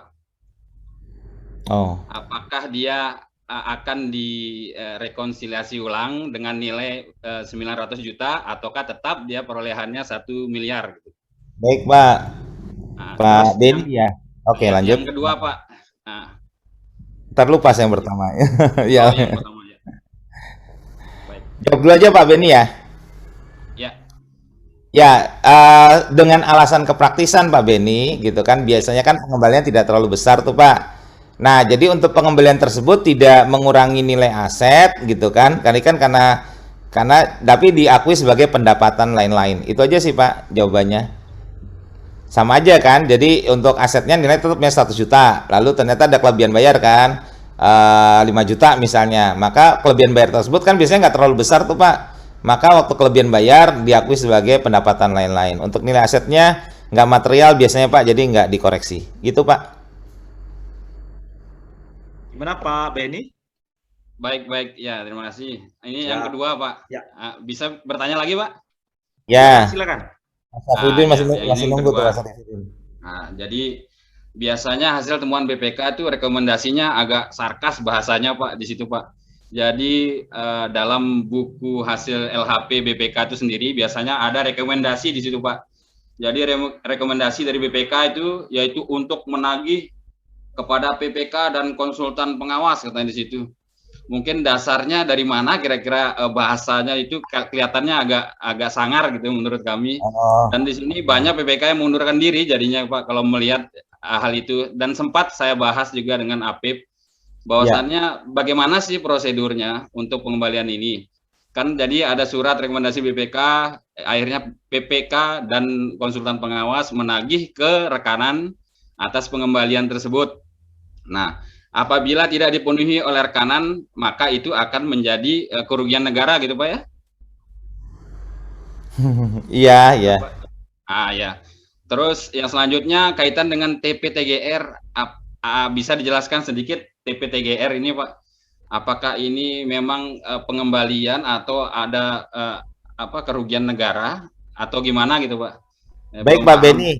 Seperti yang saya jelaskan di awal, sebetulnya kan ada beda antara kerugian negara dengan kerugian keuangan negara, Pak Beni. Yo, ya, ya. Jadi kalau kerugian negara itu kan pakai di pasal 1 Undang-Undang Nomor 1 tahun 2004, yaitu berkurang uang, surat berharga dan barang yang jumlahnya entah dan pasti akibat perbuatan melawan hukum, baik karena sengaja maupun lalai. Jadi kalau misalnya BPK itu rekomendasinya sebetulnya itu administratif, Pak Beni. Jadi kalau misalnya ada kelebihan bayar, ya disuruh nagih lagi. Udah, itu administratif aja. Oh, baik. Ya, jadi mungkin bahasanya sangar gitu kan. Ya, itu kan hanya biar gerak aja Pak Beni. Jadi yang penting udah nagih, udah gitu kan, uangnya kembali sudah. Gitu. Jadi Baik. tidak ada kaitannya, sebetulnya tidak kaitan langsung dengan kerugian keuangan negara gitu. Tidak berkaitan langsung sebetulnya. Gitu Pak Beni. Nah, lalu Ya, TPTGR itu sama, TPTGR itu juga administrasi. Jadi kalau untuk TPTGR itu bisa dilakukan oleh bendara, bisa dilakukan oleh pegawai negeri bukan bendara, dan bisa dilakukan oleh pejabat negara. Itu dan bisa dilakukan oleh pihak ketiga sebetulnya. oh, Nah, baik. itu aja sih sebetulnya. Baik, Itu, Pak. Yang terakhir, Pak, mohon Ya. saran nih, Pak. Jadi berhubung dengan sudah tidak adanya TP4D, jadi ini bercermin ke pengalaman. Jadi kadang di akhir tahun itu kan PPK bersama tim teknis atau konsultan pengawas melakukan serah terima barang, biasanya itu cuman memperhatikan laporan saja, laporan fisik keuangan di lapangan, laporan fisik saja. Sehingga PPK kadang ada lupa atau dihilap, dan walaupun kadang dikatakan lalai juga bisa di situ. Lalai ya Pak Beni Karena biasanya. cuman melihat laporan saja, Pak. Dan Betul. akhirnya pas saat ada audit BPK, maka ditemukan ada pekerjaan yang kurang atau tidak terpasang. Ya. Nah, bagaimana sarannya Pak untuk menghindari hal tersebut? Jadi sebelumnya di kabupaten kami ini kadang kami didampingi oleh TP4D, tapi sekarang kan sudah nggak ada TP4D ini, Pak. Kira-kira sarannya agar terhindar dari temuan itu, Pak, audit. Terima kasih, Pak. Kalau biar baik Pak Beni, kalau biar nggak ada temuan ya jangan sampai lalai Pak. Benar-benar dikawal Pak. Iya. Dikawal Pak, jangan sampai ada yang kurang Pak. Ya bisa dikawal oleh PPK langsung, bisa juga dengan memilih orang-orang yang dipercaya lah oleh PPK untuk menyaksikan penyerahan. Jadi jangan sampai jangan sekedar tanda tangan Pak. Kalau saya sih saya nggak pernah mau cuma tanda tangan berdasarkan katanya gitu kan. Saya pasti harus lihat langsung baru saya baru saya tanda tangan gitu. Jadi jangan pernah tanda tangan kalau kita nggak tahu Pak. Gitu aja sih. Gitu, Pak, ya. Iya Pak Beni. Atau ada perlu pendampingan lain, maksud saya Pak, atau biasanya di daerah lain ada nggak pengalaman bisa sharing di sini? Biasanya ada audit, probity audit atau pelaksanaan gitu mungkin. Boleh, Ya, kalau cuman misalnya ada probity audit boleh. Ya kan, misalnya bisa ada anggarannya bikin probity begitu Pak audit. ya. Iya. Oh begitu Pak ya. Audit pelaksanaan. Ya terima kasih Pak Nopan. Ya. Oke. Yuk selamat sore. Ya, makasih Pak Beni. Pak Sarifudin. Pak Sarifudin. Silakan bergabung Pak Sarifudin. Di unmute Pak. Baik Pak, udah kedengaran ya Pak ya? Jelas Pak, silakan. Oh baik ya. Terima kasih Prof atas kesempatannya.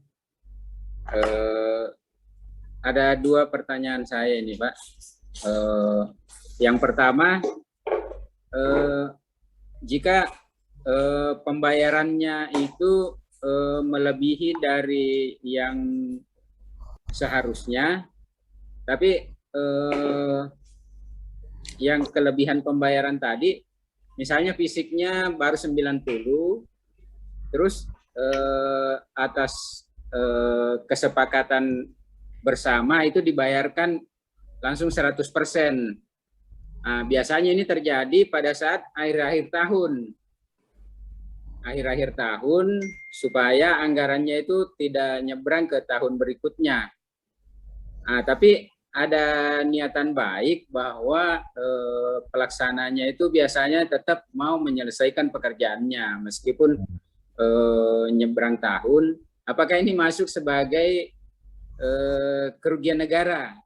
Karena niatnya itu sebenarnya niatnya baik, tetap akan menyelesaikan pekerjaannya, cuman karena keburu waktu saja. Kemudian yang kedua Pak, kadang kami selaku penyedia jasa itu ketika teman-teman BPK turun memeriksa, itu ada ketidaksepahaman terhadap koefisien yang ada di dalam analisa harga satuan pekerjaan. Kalau teman-teman BPK biasa sampai koefisien analisa itu diperiksa, ketika ada ketidaksesuaian itu akan dijadikan sebagai temuan, sementara di aturan lain di Permen PU itu bahwa koefisien analisa itu tidak bisa dijadikan sebagai temuan, yang acuannya kalau alasannya Kementerian PU itu dia lebih mengacu ke speknya. Yap. Artinya apapun yang metode yang dipakai di lapangan, yang penting hasilnya itu memenuhi spek, itu tidak dipermasalahkan. Nah, ini yang kadang terjadi ketidaksepahaman Pak antara pemeriksa dengan teman-teman di lapangan. Ya. Itu saja 2 Pak, mohon pencerahan. Terima kasih. Assalamualaikum warahmatullahi wabarakatuh. Waalaikumsalam warahmatullahi wabarakatuh. Saya yang pertama jadi tadi yang pertama jawabannya apa? Yang pertama pertanyaan apa Pak? Jadi yang pertama yang singkat aja Pak, lupa saya. Kita biasa keburu waktu di akhir tahun Pak. Iya. Oke Pak, udah inget. Kalau ada 2 pertanyaan itu saya ngikutan jadi suka lu. Jadi kalau misalnya ini Pak yang pada akhir tahun itu belum selesai gitu kan, lalu dilanjutkan di tahun berikutnya, itu mekanismenya sudah ada Pak di Perpres yang terbaru, itu sudah ada cara-caranya. Ikutin tata caranya aja Pak di Perpres PBJ, Perpres 16 2018 yang terbaru, yang baru apa lagi, ada baru lagi ya, tapi intinya dari Perpres 16 itu juga udah ada Pak ya Pak.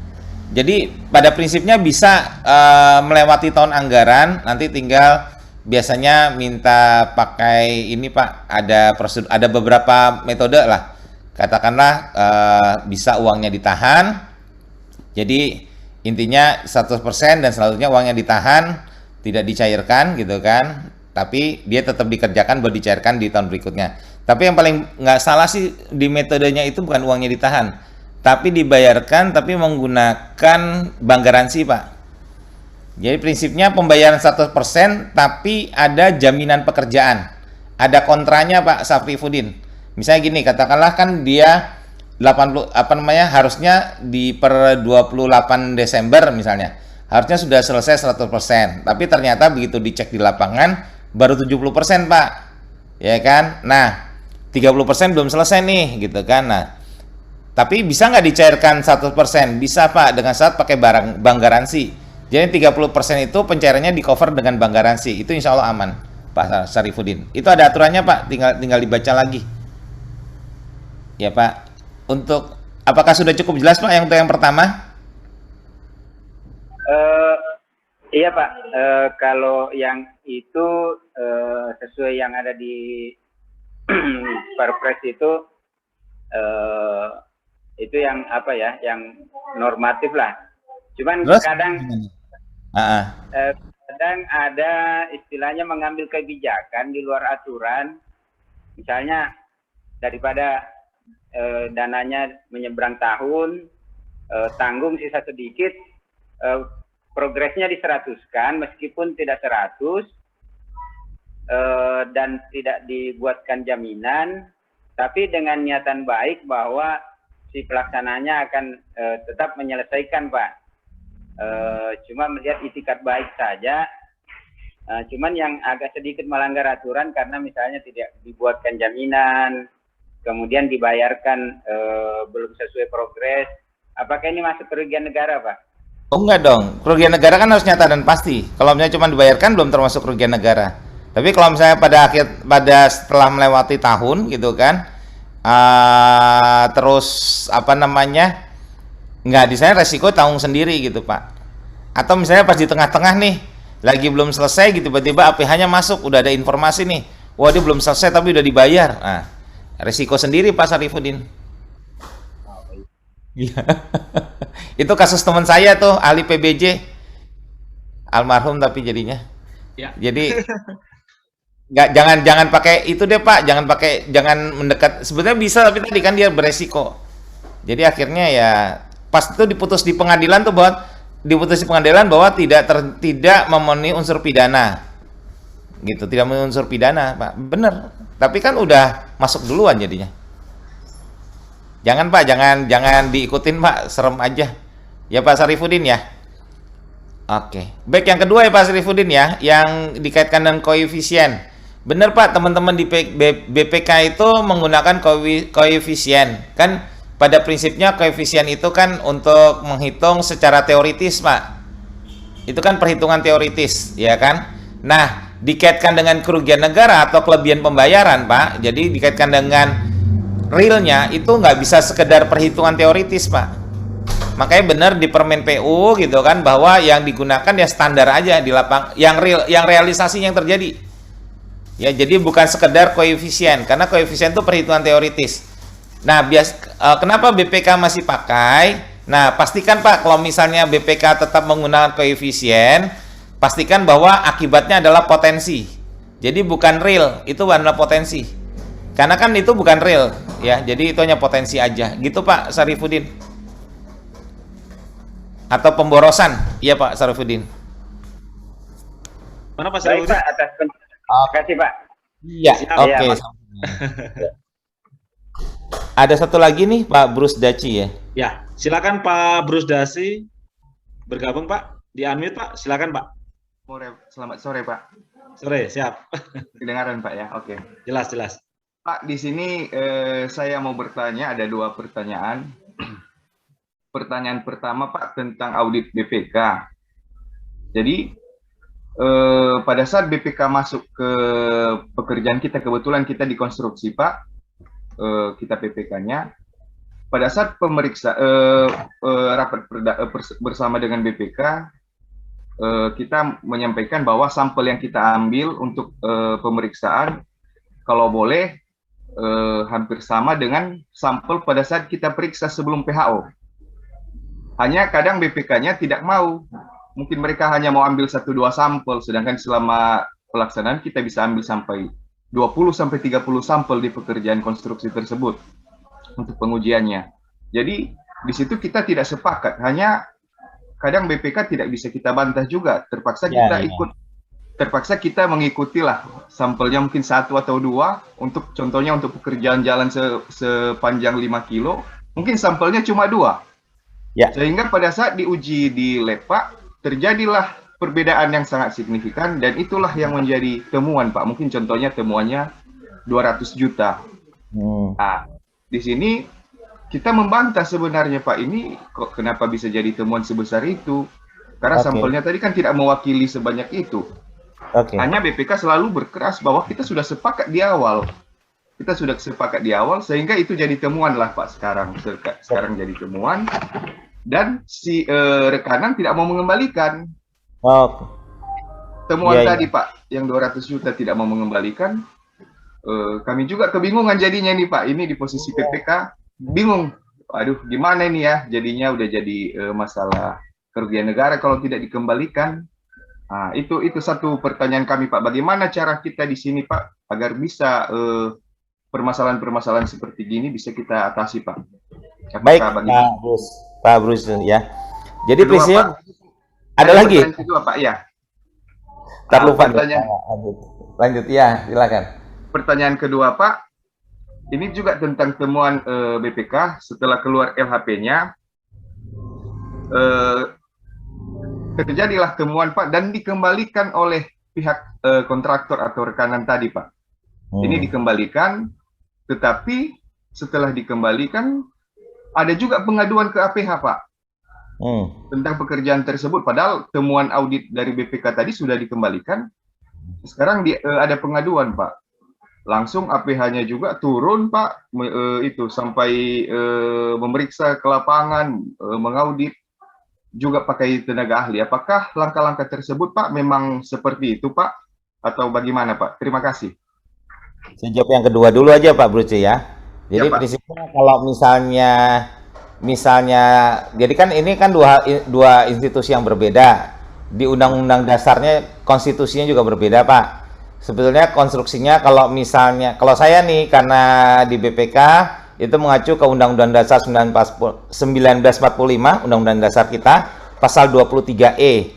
Di situ bunyinya adalah untuk memeriksa pengelolaan tanggung jawab keuangan negara dibentuklah satu badan pemeriksa keuangan, Pak. Jadi yang berhak dan berwenang memeriksa pengelolaan keuangan tanggung jawab keuangan negara itu hanya BPK. Nggak ada KPK, nggak ada kepolisian, nggak ada APH. Di situ, Pak, itu bicara tentang keuangan negara. Tapi tadi ini kan kita bagaimana menafsirkan undang-undang dasar sebetulnya. Nah, Anda nggak tahu ya, undang-undang dasar bilangnya cuma satu gitu kan. Nah, lalu bicara tentang kepolisian. Kepolisian itu kan bicara, itu ada juga di undang-undang dasarnya ada gitu kan. Dan undang-undangnya kan undang-undang kepolisian. Jadi kalau di undang-undang dasar kan bicara tentang pertahanan, keamanan, pertahanan dan keamanan. Pertahanan tuh jadi ke undang-undang TNI, keamanan tuh jadi undang-undang Polri. Ketertiban tuh jadi ke daerah, ke Satpol PP. Nah, jadi bicara tentang kepolisian tuh bicara tentang keamanan. Di undang-undang kepolisian tuh bicara nanti ada bicara tentang ada pidananya lah, unsur pidana di situ. Nah, jadi bicara tentang kepolisian, bicara tentang pidana gitu kan, maka mengacunya ke KUHP, Pak, di situ. Maka pada prinsipnya adalah bahwa setiap pidana itu kan harus melalui pengaduan ya. Jadi kan apa sih istilahnya ya? Karena bukan ini seharusnya ngecek lagi gitu kan. Ya biasanya itu jadi bukan biasanya suatu dugaan tindak pidana itu delik aduan maksud saya. Jadi bicara pidana itu kan deliknya delik aduan. Nah, memang kalau misalnya tadi ya bicara bahwa ada LSM yang mengadukan gitu kan bahwa di pengelolaan keuangan negara tadi yang sudah diperiksa BPK gitu kan ada dugaan pidana. Nah, itu delik aduan, Pak. Tentu sebagai APH, sebagai kepolisian kan wajib untuk menindaklanjuti pengaduan tadi. Nah, terus gimana Pak win-win solutionnya? Tadi itu kan bicara pengaduan. Nah, APH tentu saja menindaklanjuti pengaduan akan melakukan permintaan keterangan kepada pihak-pihak yang teradu, bukan belum terperiksa ya, baru teradu. Kan ada pengaduan, maka yang teradu harus diperiksa dulu. Periksanya berarti meminta keterangan kan gitu kan, meminta dokumen dan seterusnya gitu kan. Nah, terus gimana Pak? Ya udah tadi sampaikan aja bahwa sudah ada pemeriksaan BPK kan gitu kan, dan apa namanya memang ada kelebihan pembayaran di sana dan sudah dikembalikan. Nah kalau sudah dikembalikan 100% ya Pak, jangan ada sisanya. Nah berarti sebenarnya pengaduan tadi adalah batal demi hukum gitu Pak Bruce. Yang untuk yang kedua ya, pertanyaan kedua. Jadi kalau misalnya sudah dikembalikan kan sudah tidak ada lagi kerugian negaranya, ya otomatis pidana juga pasti juga udah nggak ada Pak, kecuali memang di pengaduan. Tapi kalau misalnya baru pengaduan itu kan otomatis batal demi hukum. Itu aja Pak, paling disampaikan aja bahwa sudah diperiksa BPK dan atas itu sudah sudah tidak ada karena sudah dikembalikan dan tidak bisa menggunakan pasal pengembalian kerugian keuangan negara karena itu belum ada penetapan ada kerugian, ada tindak pidananya nggak, kan tindak pidananya belum diketahui gitu kan, baru dugaan gitu ya Pak Bruce yang pertama ya. Yang kedua, lalu untuk menjawab yang pertama nih, yang pertama tadi apa ya tuh kan jadi lupa lagi, apa Pak Bruce yang pertama? Yang pertama tadi Pak tentang itu Pak, masalah perbedaan pengambilan jumlah sampel Pak. Oh ya, jumlah sampel ya, sehingga terjadi temuan Pak. Dan secara kalau jumlah sampel itu pasti menjadi perdebatan. Ini kan bicara tentang statistik Pak ya. Ya kan, sampel itu pasti bicara tentang statistik uji petik. Nah, kalau misalnya di sampelnya itu gitu kan, di sampelnya itu hanya 2 titik, sementara jalannya 5 km. Logis nggak kalau misalnya itu temuan atas 2 titik lalu diratakan ke yang 5 km? Logis nggak Pak Bos?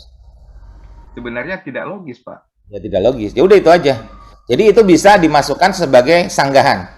Jadi kalau misalnya yakin Pak, ini masalah bicara keyakinan tadi. Kalau bicara kerugian negara itu harus nyata dan pasti.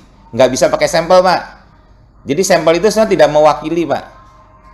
Jadi kalau memang di situ sampel, kalau menjadi pakai sampel, ya berarti hanya yang di sampel itu aja Pak, yang kerugian negaranya.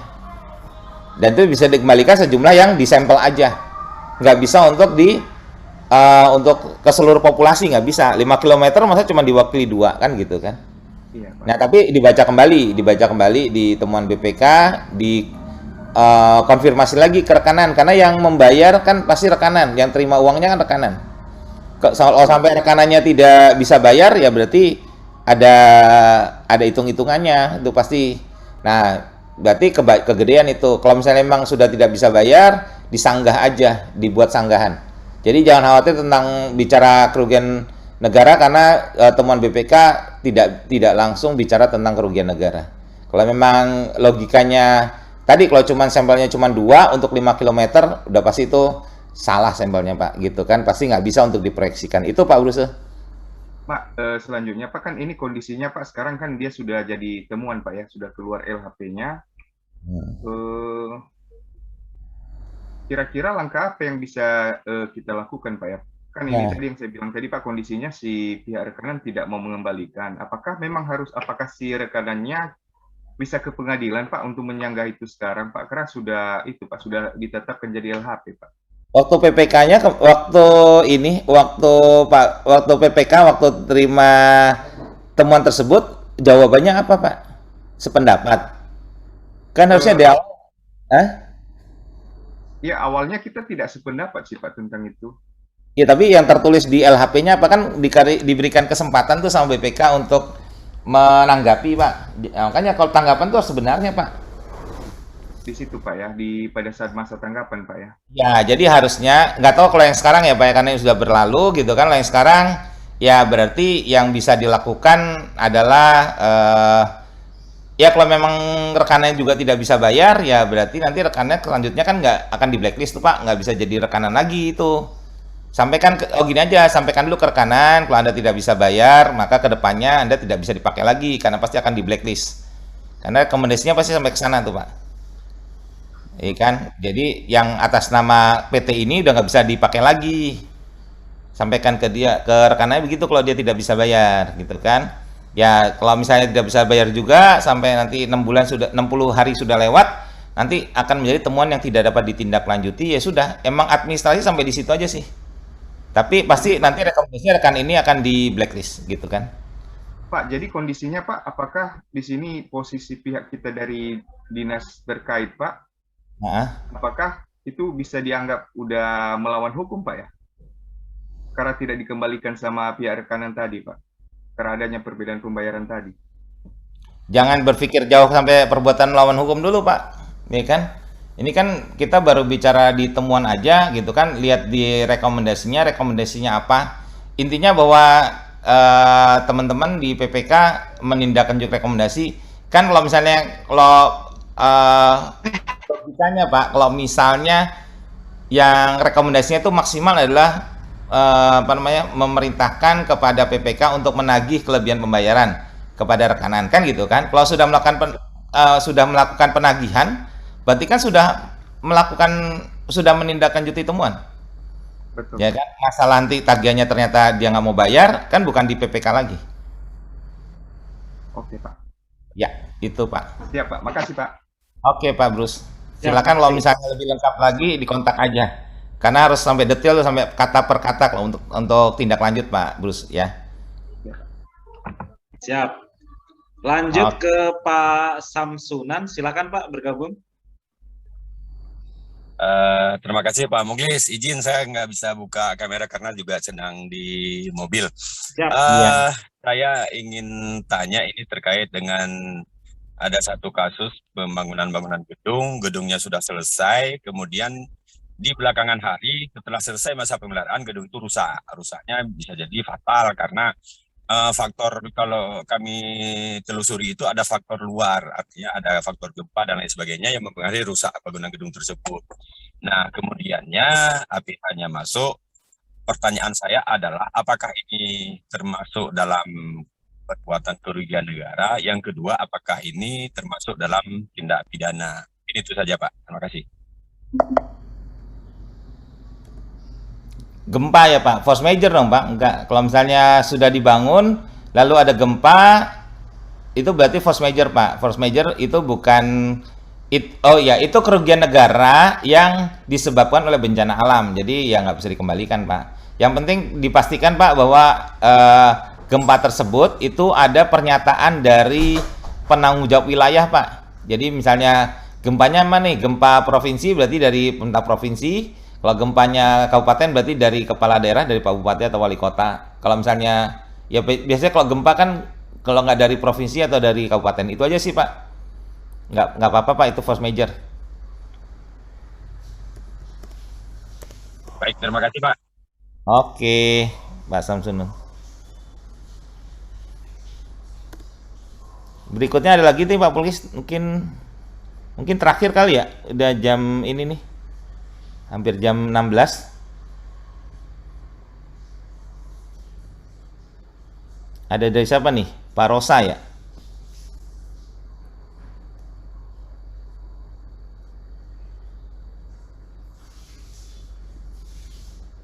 Pak Hendra, mau nanya lagi Pak? Yang pertama tadi karena jaringannya kurang baik tadi. Silakan Pak Hendra. Pak Soindra, silakan bergabung Pak. Oke, saya saja Mau menanyakan Pak? betul Pak.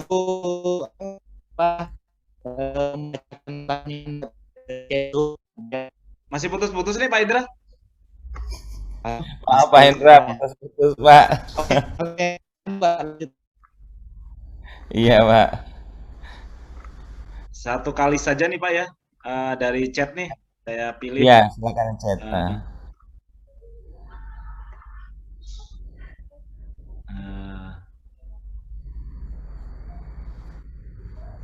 Mana nih ya?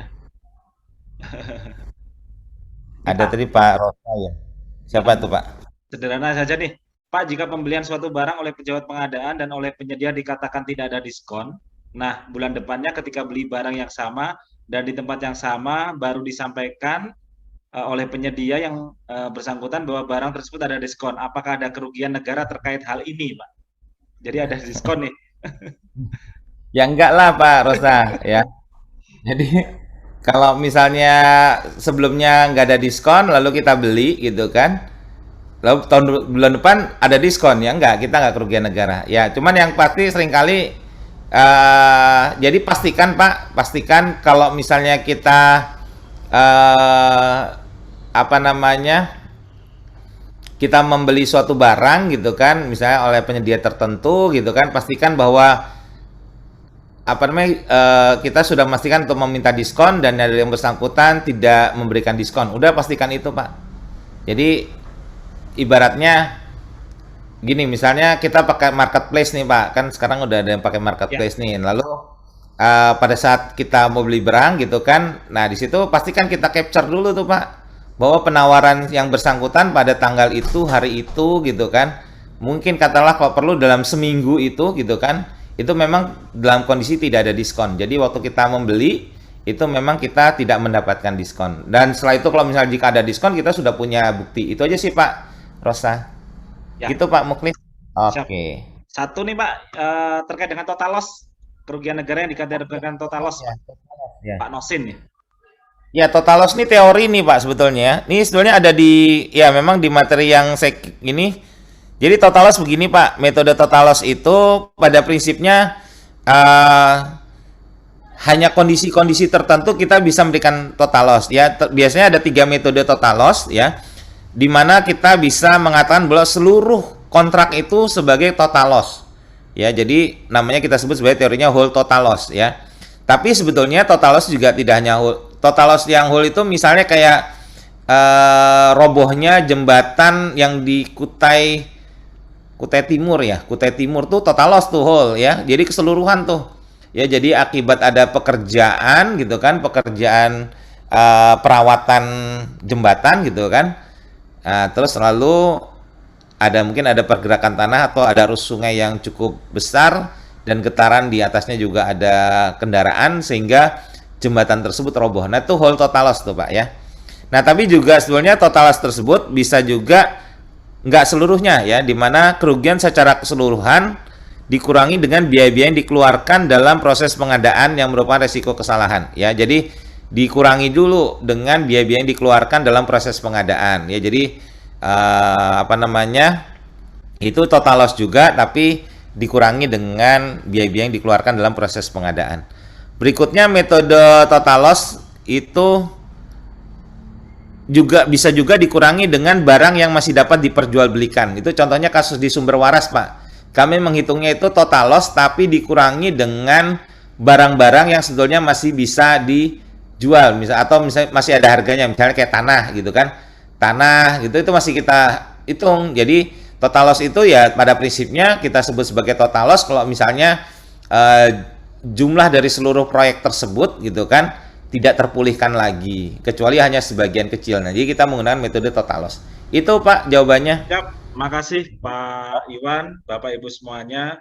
Nah, ini sudah lewat hampir 40 menit nih. 40.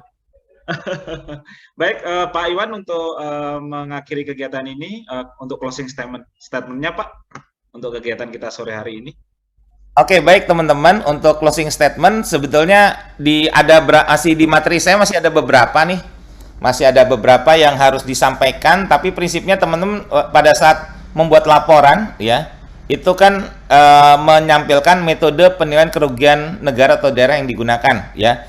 Bisa dengan menggunakan nilai pasar yang wajar, bisa menggunakan nilai perolehan, bisa dari nilai jual, bisa nilai ganti, bisa nilai historis. Ya, ada beberapa metode, itu pilih salah satu teman-teman. Yang penting disesuaikan dengan modus operandi kasus penyimpangannya. Ya, memang di sini itu kan ada penjelasannya juga. Jadi kalau misalnya mau dilihat di materinya yang saya kirim itu udah lengkap sebetulnya. Dan terakhir ada untuk laporannya, pastikan untuk laporan itu isinya ada 3 bab ya, merupakan satu kesimpulan itu bab pertama, lalu bab 2 adalah pelaksanaan perhitungan, bab ketiga adalah uraian hasil audit. Mungkin itu closing statement yang bisa saya sampaikan teman-teman. Tentu saya tidak mengharapkan teman berpuas diri dengan pertemuan kita yang 1,5 hari gitu, 1,5 jam saja ya. Mudah-mudahan kita bisa ketemu lagi dalam suatu agenda yang lebih serius dan bentuknya lebih aplikatif. Akhir kata, saya ucapkan terima kasih atas atensi teman-teman. Sukses selalu buat teman-teman semua. Bila taufiq wal hidayah. Wassalamualaikum warahmatullahi wabarakatuh. Waalaikumsalam warahmatullahi wabarakatuh. Terima kasih Pak Iwan Novarian. Saya mewakili dari Pak Muji Santosa Training Consulting. Pak Muji tidak bisa hadir nih pada webinar sore hari ini. Keterangan ahli dia. Iya, ya mudah-mudahan segera mendapatkan inilah yang terbaik. Dan mudah-mudahan sehat selalu dan ke depan bisa bergabung kembali Pak untuk memberikan pencerahan kepada kita semua yang ada di grup MS Training and Consulting. Baik Bapak Ibu, saya akhiri kegiatan pada sore hari ini. Terima kasih, salam pengadaan. Wassalamualaikum warahmatullahi wabarakatuh.